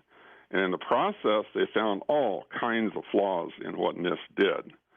And NIST very clearly falsified data in order to even get their model to collapse. So even if you take the measurements that we have for the building, like for instance, okay, here's the way they got their column to fail, all right? Column 79, and you have these girders that come in from the sides, and you say, well, those are butting up against this column, and therefore they help support the column and keep it vertical, okay? And then they have these beams that come into those girders, and they're saying that somehow or other, the beams that were, butted up against that girder, the fires under that floor caused those beams to expand and push the girder off of its seat, leaving the column without horizontal support. And then somehow it had to propagate down for a number of floors to leave enough unsupported to be able to claim that the column would buckle. In other words, you need a big, long, it's like a piece of spaghetti. If you take a spaghetti strand, raw spaghetti, and you push down on the top, it's going to bow and buckle and so forth because it's not supported. But if you had like a half-inch stretch of that spaghetti and you push down on it, you're just going to hurt your finger. It's stiff if it's a short span, but it becomes flexible if it's a longer span. So they basically needed to somehow figure out how to get that, in their model. In other words, they had to come up with a way how that vertical column could have buckled. And in order to do that, they left off some actual hardware that was in place. The girder that came in, not only did it come into the column, but it was between, the column had some structure to it. So it was like between the side plates on the column. You couldn't push it off of its seat because there was stuff in the way, okay? And so if you're trying to push that, it would catch. It would not freely slip off the side. Furthermore, David, pardon my interruption. I've got to jump in here because we're going to head into a break, and we'll come back and discuss further. David Chandler is with us from 911speakout.org. We're talking about the collapse of Building 7 on the anniversary of 9/11, one day past. Back with more right here on Coast to Coast AM. Hey, welcome back. The first two rock samples examined by NASA's Mars rover Perseverance give scientists a firm belief that water inundated Jezero crater for a sustained period of time, the agency announced on Friday. We determined salt granules in the rock indicated it was exposed to water, according to Julia Goreva, a NASA scientist for the rover program. And the rocks drilled Monday and Wednesdays came from an igneous or volcanic rock. The agency previously knew that water once filled the crater, but not for how long. The salt deposits mean NASA can now rule out a sudden flash in the pan water event, the agency said in a news release, and you can read more of that in the news section up at coasttocoastam.com. Back with more of my conversation with David Chandler, who runs 911speakout.org, as we continue to discuss what brought down World Trade Center Building 7. Back with more in a moment, right here on Coast to Coast AM. We're back with David Chandler from 911speakout.org talking about Building 7. So before the break, David, we were talking about sort of the mental gymnastics that Right. NIST had to perform in order to sort of, make the square peg fit in the round hole regarding, the weakening of column 79 and so forth. And I think you were in the middle of making a point before the interruption. I was going way off the rails, I think, in terms of detail. I think I can summarize very concisely the issue here is they had to lie to even come up with the parameters needed to allow even their computer model to push that girder off of its seat. It wouldn't work, and they had to change little this and change little that. They left out some parts and braces, and they just left them out of their model in order to get that to fail. Then they had to just wave their hands and said that failure propagated down through numerous floors. I think it was at least, 7 or 9 floors, something like that they had to do. And that wouldn't happen either. The guys that were the engineers that we were working with, no, it wouldn't have even crashed through one floor. Just the amount of impact, if you let it fall, it wouldn't have done that. So one thing after another, just flat out could not have worked the way they said. And then if you say column 79 in fact failed, leading to a progressive collapse like they claim, the Leroy Halsey model, which was the University of Alaska model, it showed that if you try in any way to get a progressive collapse of columns, it's going to cause the building to tip over because one end of the building is going to start coming down before the other one has let go. So, I mean, it's just implausible on many, many levels. I mean, it doesn't work on many levels. So, I don't know if you have any insights into how NIST works and their internal structure and so forth. But when they put these reports together, I mean, were there dissenters? Do we hear from the dissenters? Have people come forward who work inside NIST and say, I didn't agree with that. I didn't sign off on that. Well, you have to realize this was not the entire organization. NIST has an excellent reputation. It's been looked upon as a very solid source of information for the government. It's the basis of a lot of the standards for buildings and fire prevention and all kinds of things. And they're a very solid organization. However, this little thing was just a specific little team that was carved out to do this project. And the guys they brought in to head it up were just, clearly they were just political hacks. They had a predetermined agenda. They knew what they had to show. They had to defend the story from ever getting into having to claim it was free fall.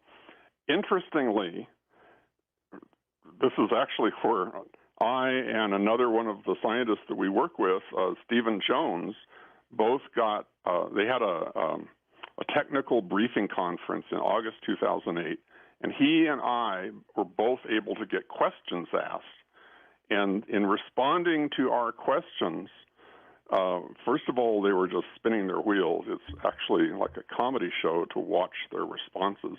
And you can see that on my website.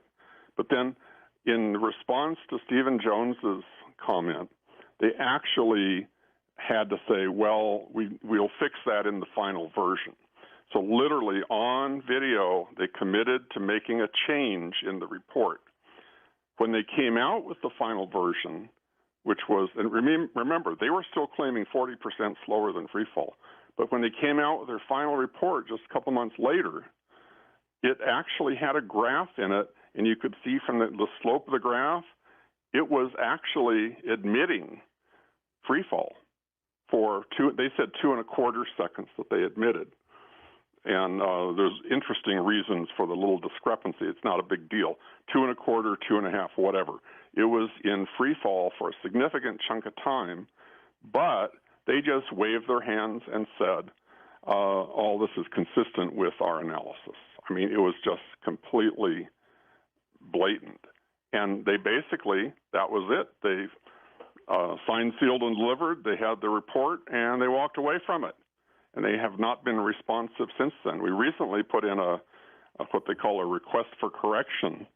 The architects and engineers for 9/11 Truth and a few individuals and so forth put in this request for correction, and I participated with that, by the way. But they just blew it off. They just wouldn't respond. And so now there's a question of maybe taking it to court and all that kind of thing to force them to respond, because they're legally obligated to respond, but they haven't. So I don't know. NIST is it's just a blatant cover-up. You can't say it any clearer than that. So the central point here then is what causes a building to fall at absolute free fall speed. Nothing what could cause that? It's never happened. Right. In fact, a steel frame building like that, these skyscrapers, they've never collapsed at all due to fire. They've had little bits and pieces fall off, or they've had some structural failures that parts of it might cave in. But we're talking about total failure top to bottom. That has never happened. The only ways they've come down is by demolition or like by earthquake, but then typically it tips over or something. When you do have more concrete kinds of buildings, there have been failures where the concrete pancakes down and so forth. But these were steel-framed buildings, and the steel is designed to resist that, and it didn't. I mean, it's mind-boggling to even contemplate. Why, for instance, were all of those firemen and all of those fire chiefs who were directing the firemen, they set up their command post inside the North Tower. And why would they do that unless they were completely confident that they were safe, being in this steel frame building? And they sent people way up in the buildings. They wouldn't do that if it was like a wooden structure that had chances of collapse. But they knew that these kinds of buildings wouldn't collapse. But the fact that they did tells you it was not an ordinary collapse. And everything about it is totally implausible without assuming that there's the use of, there's a couple of different terms. There's explosives and there's incendiaries, and there's some combination of those. You have to somehow cut through steel columns and blow them out. So if you just watch the buildings come down, if you watch the towers come down, you see floor after floor after floor of material blowing out of the building. I mean, it's just visually, you can see something is happening that's not right.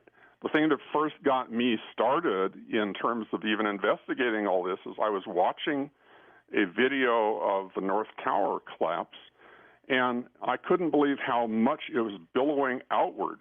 And I actually noticed that there was a chunk of stuff there that was being thrown horizontally all the way across the street and either into another building or behind the building or something. And this was way back at the very beginning of my looking at this, and I just literally freeze framed the video. This was literally on a videotape that I had way back at that early stage, or maybe it was a DVD, but in any case, I just literally froze the frame, and I used a ruler on the television screen and used that to estimate the speed of this stuff. And this was like a multi-ton chunk of material moving up close to 60 miles an hour horizontally. And it came from a part of the building which was not even moving that fast downward at that time. It was going out horizontally faster than neighboring material was going straight down. Now, that's what hooked me. Was that propelled by one of these squibs? No, I'm talking about a panel, a chunk of material that's, they have these panels that have 3 column sections with a couple of braces across them, and each one of those is about 4 tons. We're talking about something like that flying at 60 miles an hour horizontally. My word. And I since then went back with my tracker material and measured several of these, and one of the pieces I measured was going upward of 70 miles an hour. I mean, there's something happening to propel these large chunks of stuff horizontally at those kinds of speeds. You don't see that happening in a quote-unquote building collapse. You're going to have stuff maybe falling down inside and outside and so forth, but it's not going to be going 60 miles an hour horizontally. All right, let's go to the phones, David. East of the Rockies, Rich is in Biloxi, Mississippi. Rich, welcome to Coast. Rich? Yes. Do we have Rich there? Go ahead. You're on the line with David Chandler. All right. Yeah. It's good talking to you guys. A great show. But real quick, I firmly believe that the planes were used strictly as a diversion on the towers to mask that they were basically explosives that brought the buildings down. Mm-hmm. And on top of that, too, how long would it take, approximately would you estimate to wire up Building 7 with explosives prior to it coming down? Let's just say that's the case that they demolished the building. How long would that take to wire it with explosives? Well, planning it and executing it, those were huge buildings. I'm not talking about just Building 7. I'm talking about all of that. The whole thing was one big operation, and it would have taken most likely on the order of months. However, you might say, well, maybe you could accomplish it in the period of weeks, not months. But if you're just one day ahead of 9/11, 2001, that's foreknowledge. As soon as you say anything happened in furtherance of what happened here, excuse me, even if it's one day ahead of time, it means it was not a surprise attack. And therefore, any foreknowledge of any sort implies that the planes were basically a cover-up for what was really happening. So in my mind, it's not critical to know just how long, but it would definitely be minimum weeks to do it.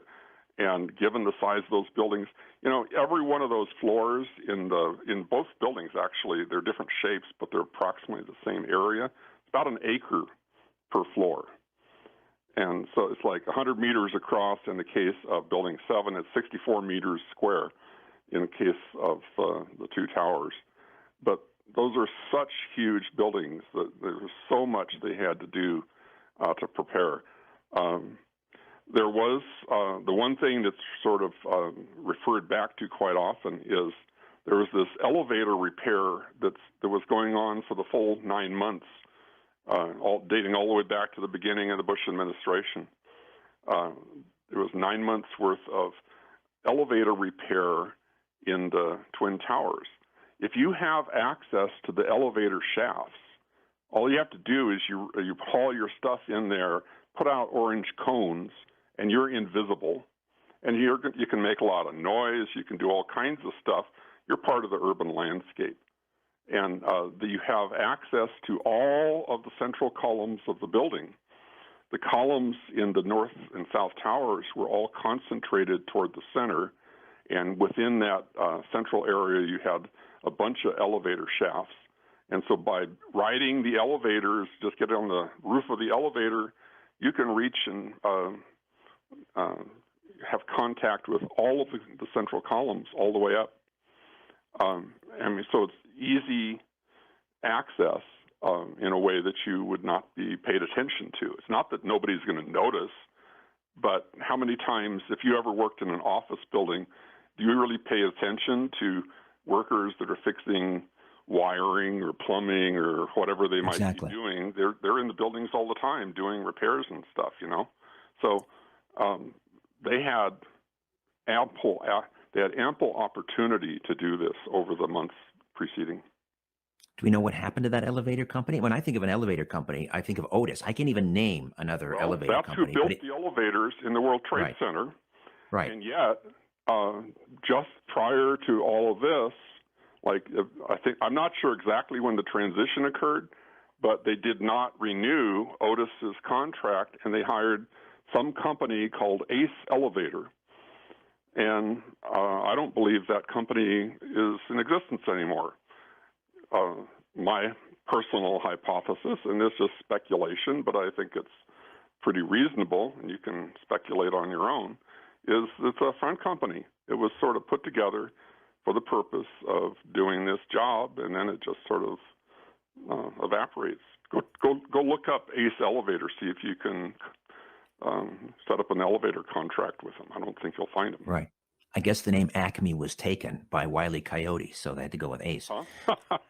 Oh, no, that was Acme, I think, that Wile E. Coyote was involved with. Exactly. Yeah. They couldn't go with Acme because it was taken. A lot like that, doesn't it? It does. All right. We'll take a time out, top of the hour. David, stay put. We'll come back, take some more calls. David Chandler stays with us as we continue to delve into the collapse, the mysterious collapse, freefall collapse of Building 7 on 9/11. Stay with us right here on Coast to Coast AM. Welcome back. Authorities in Tennessee were left scratching their heads on the weekend after reports of a mysterious explosion. The alarm was raised on Saturday evening when a number of local residents called up the Clarksville Police Department's 911 dispatch center to report hearing a loud, unidentified explosion across many parts of Montgomery County. The force of the blast was so great that in some areas people reported feeling the ground shake. The source of such an event should have been relatively easy to track down.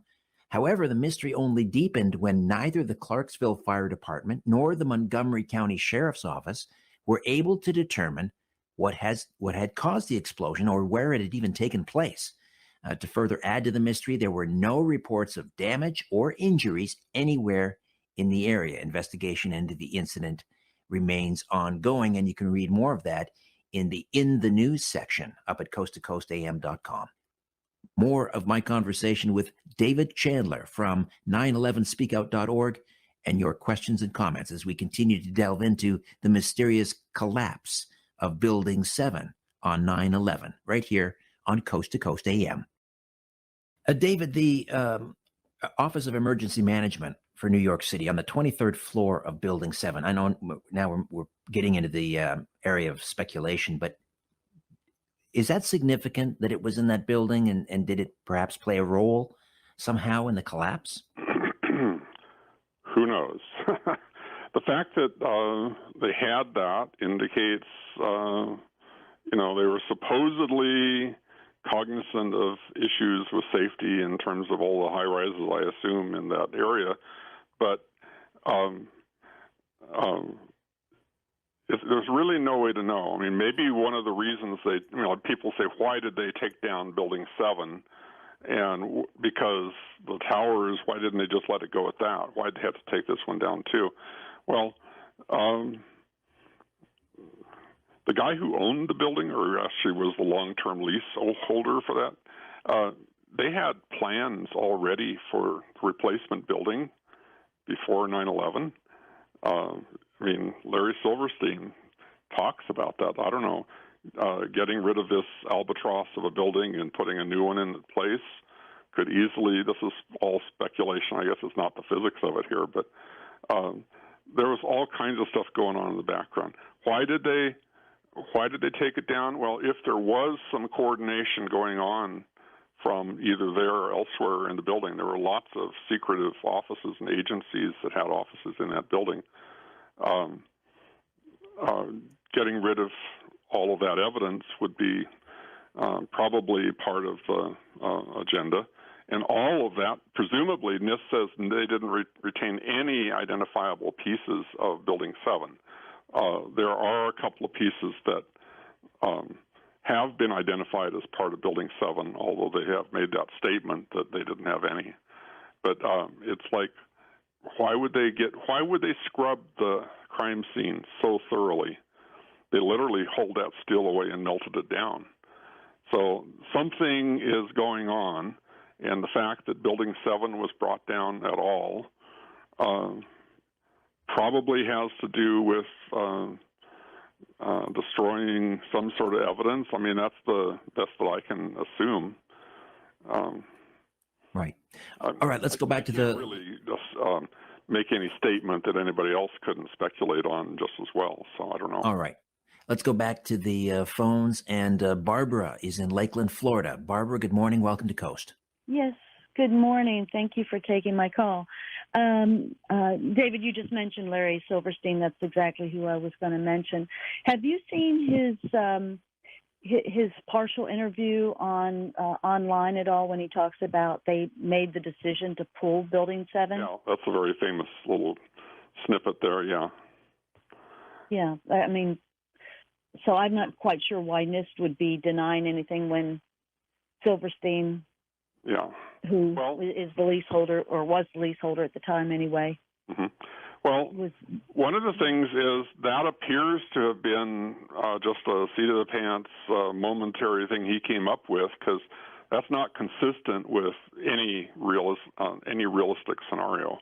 There's no way that the fire department could have wired and brought down that building on the same day when there's already fires going on in the building.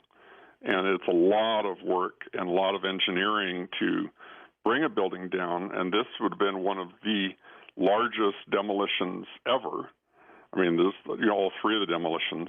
So it's clearly something that was set up long in advance. So the idea that they made a last-minute decision to pull the building down or something like that is just part of a cover story. So, and it's not a very well-coordinated cover story because it didn't agree with anybody else's version either. So. All right, Barbara, thank you for that. Let's say hi to, let's see, we're going to go to Tom in Riverside, California. Tom, good morning and welcome. Well, thanks for taking my call, Richard. And David, I'd want to ask about, I think there was a report by the news that they had jumped the gun on that Building 7 and reported it coming down. But that's another thing. The main thing I wanted to say was that what's really amazing about all this, it goes along with a lot of other things that's been going on for the last 50 years. It's not the buildings coming down. It's not the magic bullet that killed John Kennedy.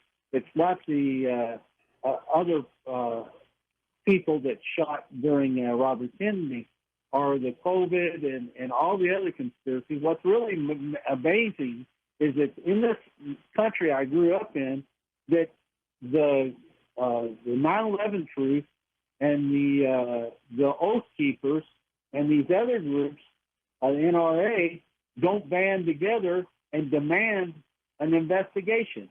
That's it. Well, we've been demanding an investigation for a long time. It hasn't happened beyond what they've already done. But there needs to be. I'm not sure what it would take. I mean, the idea of asking for a new investigation, one of probably the largest organized group around 9/11 would be Architects and Engineers for 9/11 Truth, and the petition they put out was asking for a new investigation. I'm actually they've been introducing me here as in terms of my website, but I'm actually the coordinator for Scientists for 9/11 Truth, which is another organization. In fact, if you go to scientistsfor911truth.com. That's the website for that group. But it's not just a new investigation. In a sense, we're doing the investigation. And it's that there needs to be a groundswell around all of this. I'm not sure it's ever going to happen in my lifetime, I mean, look at the Kennedy assassinations, like you mentioned. It's an ongoing issue that we have a government that apparently engages in these kinds of things, false flag things that are actually orchestrated from somewhere within the government. It's not necessarily, it's not the government as a whole, but it's like agencies or groups or people within the government that are involved in all of this. You can't, there's really no way that you can absolve the Bush administration from their role in making 9/11 happen. It's visible in the setup of the whole thing as well as in the cover-up. All right, let's see. Let's go to Terry. He's in rural Ohio. Terry, good morning. Welcome to Coast. Good morning, gentlemen. Good morning, Richard. Good morning, David. Good morning. Good morning. Great show, by the way. Thank you. I wanted to offer a proposal to you as to what brought the buildings down. I don't believe it was the airplane fuel because it does not burn hot enough. I believe it was the same principle by which a microwave oven operates, which is to stimulate and accelerate the vibration of water in a microwave oven. If you had a resonant frequency generator, and it would have to be very powerful, very intense, and focused, you could actually do the same thing with the molecular structure of steel. And simultaneously, you would evaporate the water in the building too. And it would cause a freefall collapse. And it's technology that's been theorized in science fiction for years. It's the same technology in Star Trek that was called disruptor technology that was used by the Klingons. All right. Well, any thoughts on that, David? I think if you're going to propose something like that, you need to show feasibility, and it would be incumbent if you're the one who's putting this idea forward. You have to come up with some sort of evidence or some sort of mechanism, some sort of a way to make it a plausible hypothesis.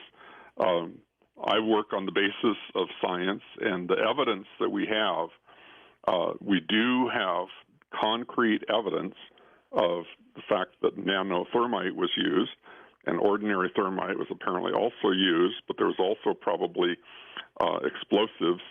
The thermite is easier to detect because it leaves a residue that we're able to identify. So that's what we've identified. We're not saying that's the only thing that was used. But the idea that it was brought down by some novel means, well, you can wave your hands and say anything you want, but you need to somehow show that if you think that's a plausible mechanism, you sort of need to do a demonstration of the plausibility somehow.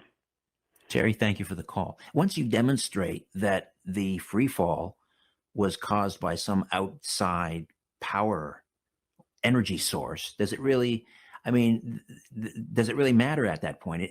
Then it becomes almost like you're counting blades of grass on the grassy knoll. You know what I mean? Like Right. the details. Once you've demonstrated that it had to have been controlled demolition, does it really matter what the actual agent was? Right. That's all becomes secondary. It's important to establish what it is in terms of what does the evidence show actually happened because of establishing the plausibility. If you base just the same idea, to say that it was explosives or whatever, something had to clear it out. You can see evidence that it was explosives, and so that helps to establish that something was used to clear out the building underneath where it was falling. So, by the way, I did my analysis not only of Building 7, but of the North Tower. That's the one with the mast on top. And Yes. if I track the roof line of the North Tower, it came down not at free fall, but it came down at 2/3 of free fall. But it was accelerating the entire time that roof line was visible, which it means there's a little more math in the background, but it has the same exact implications that it could not possibly be the falling material that's doing the crushing.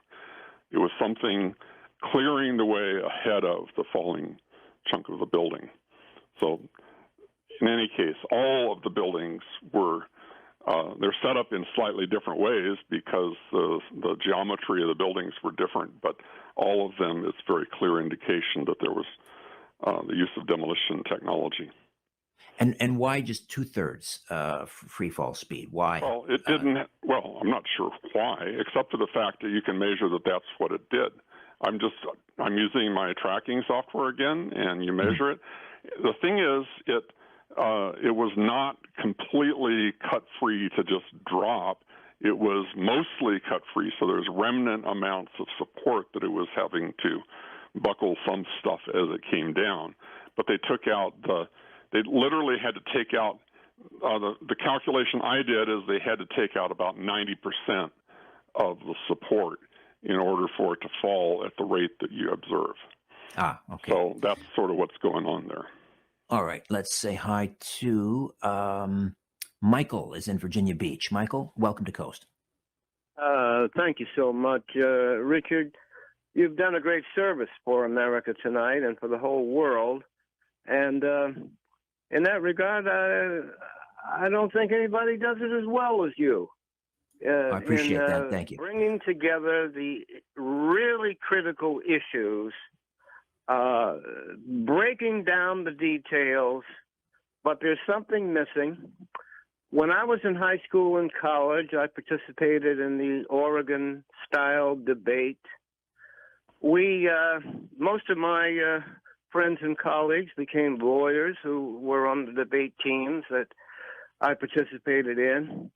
And that is what we have established in this country in determining the truth. It's our forensic method. Now, Coast to Coast is, without a doubt, the most courageous media program in the history of America. Okay, Michael, pardon the interruption, but we're approaching the bottom of the hour. Could you get right to your question for David Chandler, please? Judy, we've heard David. We need an Oregon-style debate, and we need to focus on the fact that there has been a cover-up. That's where the two corroborate each other, both Judy and David. That's what we need to deal with, the cover-up and how we're going to find and punish the people who did it. All right. Well, David is here speaking as a scientist and looking at the physics of free fall. All right. Michael is gone. All right. Let's see. I think we can. Let's see. Ralph is in Sunbury, Pennsylvania. Ralph, welcome. Yes, I have a couple questions here regarding building number 7. I remember hearing on the media that there were reports that building number 7 was damaged by the towers. I don't know if metal was falling on top of it or whatever, but it was a hazard to the workers there, so they intentionally destroyed it.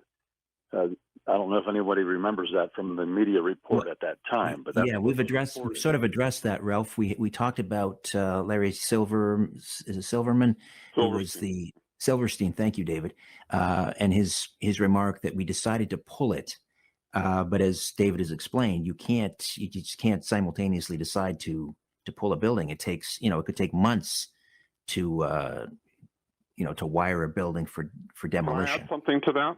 Please do. Yeah. There's a group also called Firefighters for 9/11 Truth. And one of the videos they put together is called, I think it's Calling Out Bravo 7 or something like that. It's very, very close to that title. And that has a very interesting commentary on a lot of these issues as well. I think that's one of the best videos out there. I think people might want to watch. And so as far as one of the comments, the thing that prompted me to say that is that they said, the fire department is not in the business of demolitions. Like the whole idea that the fire department would decide to pull the building is ludicrous to a firefighter because that's not what they do. And they don't have the expertise for it, and they're not trained to do that. They're in the business of saving buildings. All right, Ralph, thank you for that. And I'm trying to remember if it was Silverstein or someone else who was trying to explain away that comment, who suggested that what was meant by pull it meant to pull the firemen to pull the firemen out of the building. That's essentially, that's just what you call CYA, you know? There's no...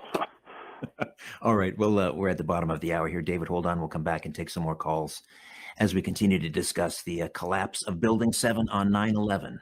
Stay with us here on Coast to Coast AM. David, that study a report that came out of the University of Alaska Fairbanks in, I think it was 2019, so 2 years ago, did that gain any traction in the media? I think it got a fair amount of attention, but not, nothing.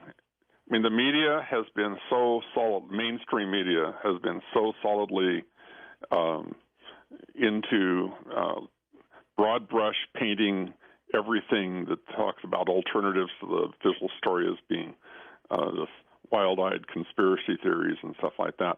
They're really into not allowing anything like this to gain traction. That is very solid research that should be considered, but basically it just gets sort of avoided.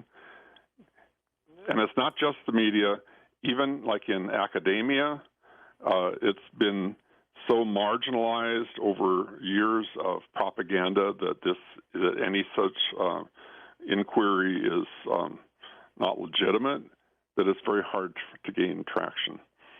So I don't know how much traction we're going to get, but my response when people ask why I'm still at it is, hey, I'm just putting it out there because it's our duty to really find out what the truth is and put the truth out there. And things will happen.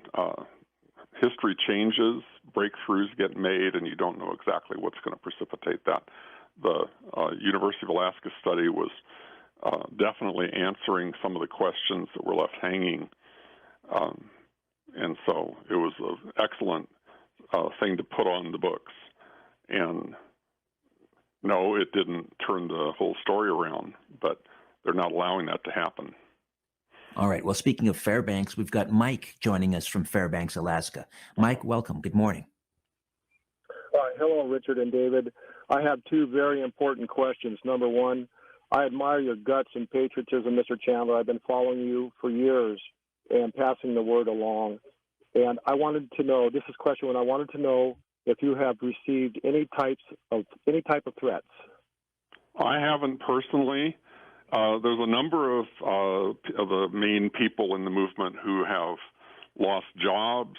There's a few people who we have very strong suspicions died mysteriously. Barry Jennings, for instance, who worked in Building 7. He had a mysterious death just before the Building 7 report came out. And it's hard to believe that wasn't somehow an orchestrated kind of a situation to get him out of the way. But wow. I personally haven't had any direct threats. There are people who harass me. There's from a number of angles. All of the organizations, at least the large organizations, they've been infiltrated from day one. It's not to say that nothing that comes. 9/11 Truth is the biggest one out there, and I was actually working closely with them early on, and we were fighting off infiltrators and having to deal with getting them out of the group, even in the early days. And it's an issue that doesn't go away. So you have to be vigilant towards that kind of thing. But that's what happens when you have anything that has the potential to cause any kind of a real revelation or real change, Yes, Mike, I think you probably one of the most important broadcasts that Coast to Coast has ever put on, and I really appreciate it, Richard. And number two, I think the Oklahoma Federal Building was also brought down by a fifth column. There was an Army general that studied explosive footprints and patterns for 29 years. They brought him in, and he said right off the bat, how are these immense column-based buttresses out in the street? They flew outwards from the street, and he said the only way that could happen is with thermite possibly, and a detonation charge. And he wanted 1 month more to study the demolition pile and debris pile footprint. And they said no. They pushed it up, and they started the demolition within 1 week. And at the same time, Louis Freeh was an FBI director through all of these catastrophes. If you search the catastrophes that we've had from Ruby Ridge all the way to the towers collapsing, Louis Freeh resigned just before 9/11.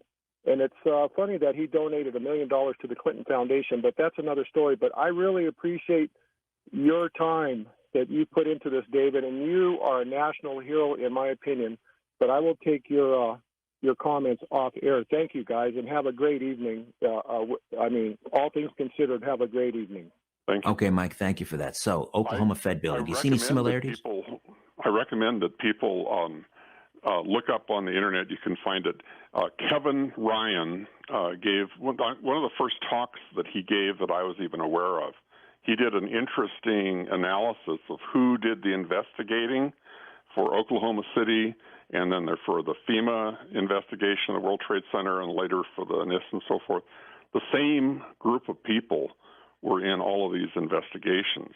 So that sort of gives you a hint that Oklahoma City was a big cover-up as well.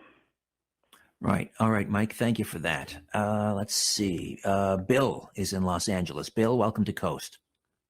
Hi, Richard and David. Hi. I think there's a rational middle ground to explain the good data that David has cited.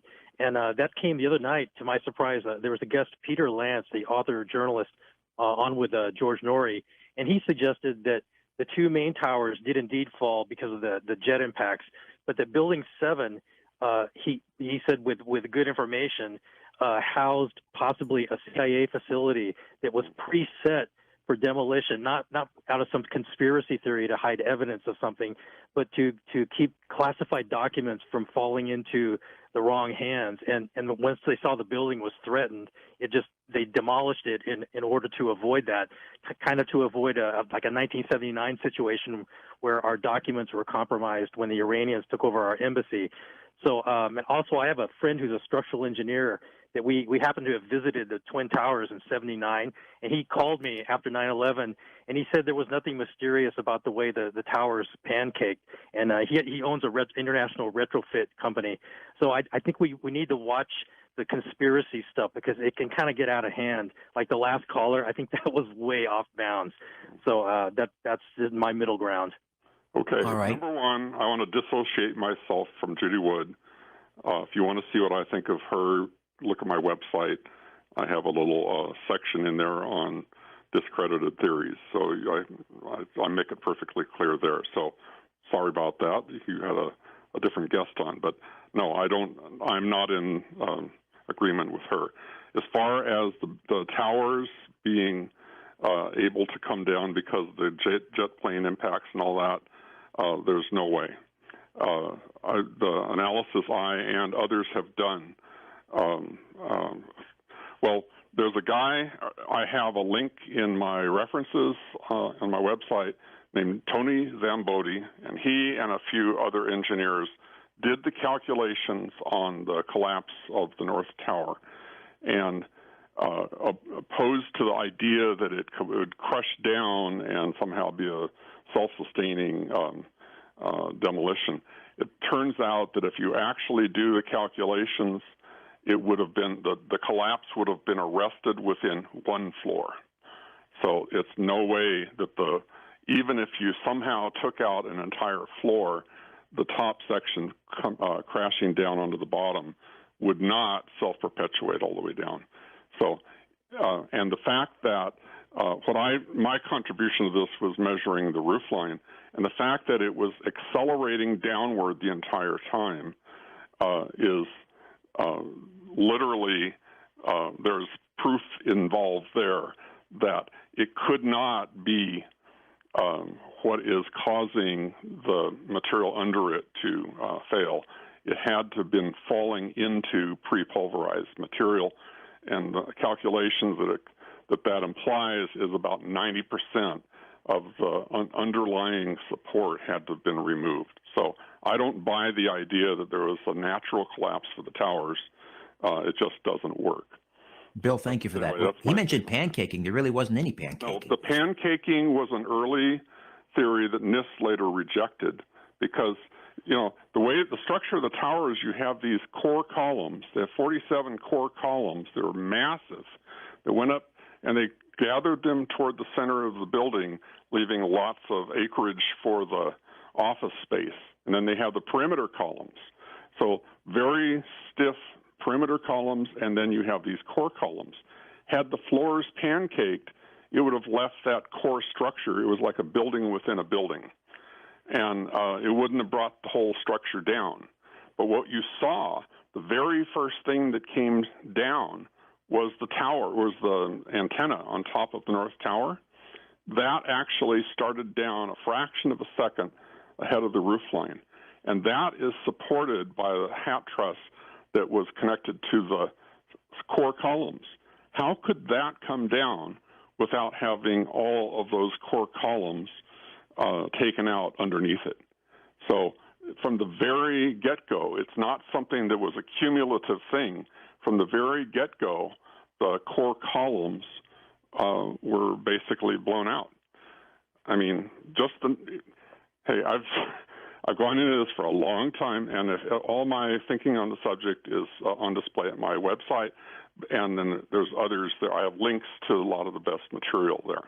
So, yeah, it's not at all plausible that the towers came down naturally. Just having somebody, I work with a lot of structural engineers and physicists and other people in these organizations, and just to have someone, come up with a seat of the pants estimate, I can understand that. No, we've looked at this very carefully over a long period of time. There's no way that the towers came down by any kind of a natural collapse. Well, I remember seeing an interview, maybe on YouTube. It was the architect of the World Trade Center towers, and they talked about how they had built it specifically to withstand the impact. I'm not sure what type of a Boeing plane they had the it was. precedent that the Empire State Building got hit by a plane, and so since these were sticking up even higher, they made a special point of making sure that what they built would sustain the impact of the largest plane of the day, which is the 707, which is not that much different, actually, from the 767 that hit it. So, they're very comparable mass, and the energy of the impact and all that would be very comparable. But he said you could have multiple impacts, and it would just be like, he described it like poking a pencil through a door screen. There was so much redundancy. Those columns were every meter. You had a vertical column on the perimeter there, and if you take out some, they said you could take out all of the columns low in the building I think it was for I'm not sure, I can't quote exactly, but it was like more than half of the columns, and it would still sustain. It would still support itself against hurricane winds and everything else. It was very, very solidly built. So it's not a fragile thing at all. These, if you've ever been down there, I never went to New York, but I know what 64 meters looks like. 64 meters square. It's like literally an acre of floor space for each floor there. That is a humongous building. And the core columns were absolutely massive. They have video showing the construction of the towers and guys standing next to some of these columns. A person would be dwarfed by these things. This is a massive structure. Right. And these planes are like flying cigar tubes. They're just light aluminum. When you look at the video of Building 7 collapsing, are you able to determine where, if it was brought down by controlled demolition, where those charges would have been placed, like on what floor? Well, it had to be, okay, when you see Building 7 in the video footage that's out there, all you're basically seeing is like the top half of the building because of all the foreground structures. Right. And they figure that the sections that were taken out were pretty low in the building, so below the level where you could actually see it. So what you're seeing over the tops of all the foreground looks like undamaged, virtually undamaged structure up until the time you have global collapse. There was the east penthouse collapsed into the building, and that there's good reason to believe that was a fairly localized collapse in the top floors. There are only a few floors up there where there was window damage underneath that collapse. And then the rest of the structures on the roof collapsed in about a half a second before the whole building let go and collapsed. And so that the interior sort of let go, and then boom, the whole entire building came down. In fact, you can see the remnants of the west penthouse is still visible throughout the entire freefall part of the collapse. So it never had NIST says, well, they collapsed first. Well, no, they didn't. I want to address that, by the way. Do I have a second to follow up on this? Yeah, you've got a couple of minutes. Go ahead. Okay. Well, one of the things NIST says was the whole center of the building, it gutted itself somehow, and then all you're seeing is just this exterior tube, so to speak. No way. And here's why. I mean, there's a bunch of reasons why. But when the east penthouse fell into the building, you can see that as it collapses into the building, there's a bunch of window breakage underneath. So in other words, what's going on inside the building makes itself visible on the outside. There was no more window breakage anywhere in the building until the general collapse at the end. And then all sorts of windows started breaking simultaneously as the building started to come down. Furthermore, when the building came down, there was this huge roiling debris cloud. They compare it to like pyroclastic flow practically from a volcano eruption. You can see this just moving down the street. If the interior of the building had collapsed prior to the visible shell of the building, all of that debris cloud would have been flowing down the street earlier. But you don't see that until the visible collapse. And so both the appearance of the exterior and that debris cloud, you can tell that the collapse you're seeing is the real collapse. So I just wanted to throw that out there because that's something, if you read about this stuff, you'll hear somebody claiming that. All right. David Chandler, scientist for 9/11 Truth and 9/11speakout.org. And where do we see that 6-part series on freefall? Oh, it's on medium.com, but you can get the link to my article just by going to 911speakout.org. There's a link very close to the top of the website there. Fantastic. Yeah. David, thank you for your time. I learned a lot. All right, David Chandler. For George Norrie, George Knapp, Lisa Lyons, Stephanie Smith, Tom Danheiser, Dan Galante, Gina Salvati, Michael Cozio, Chris Burrows, and Ryan Stacy, I'm Richard Serrett. Thank you for your ears and your voices, your beautiful voices. Until next time, so long for now.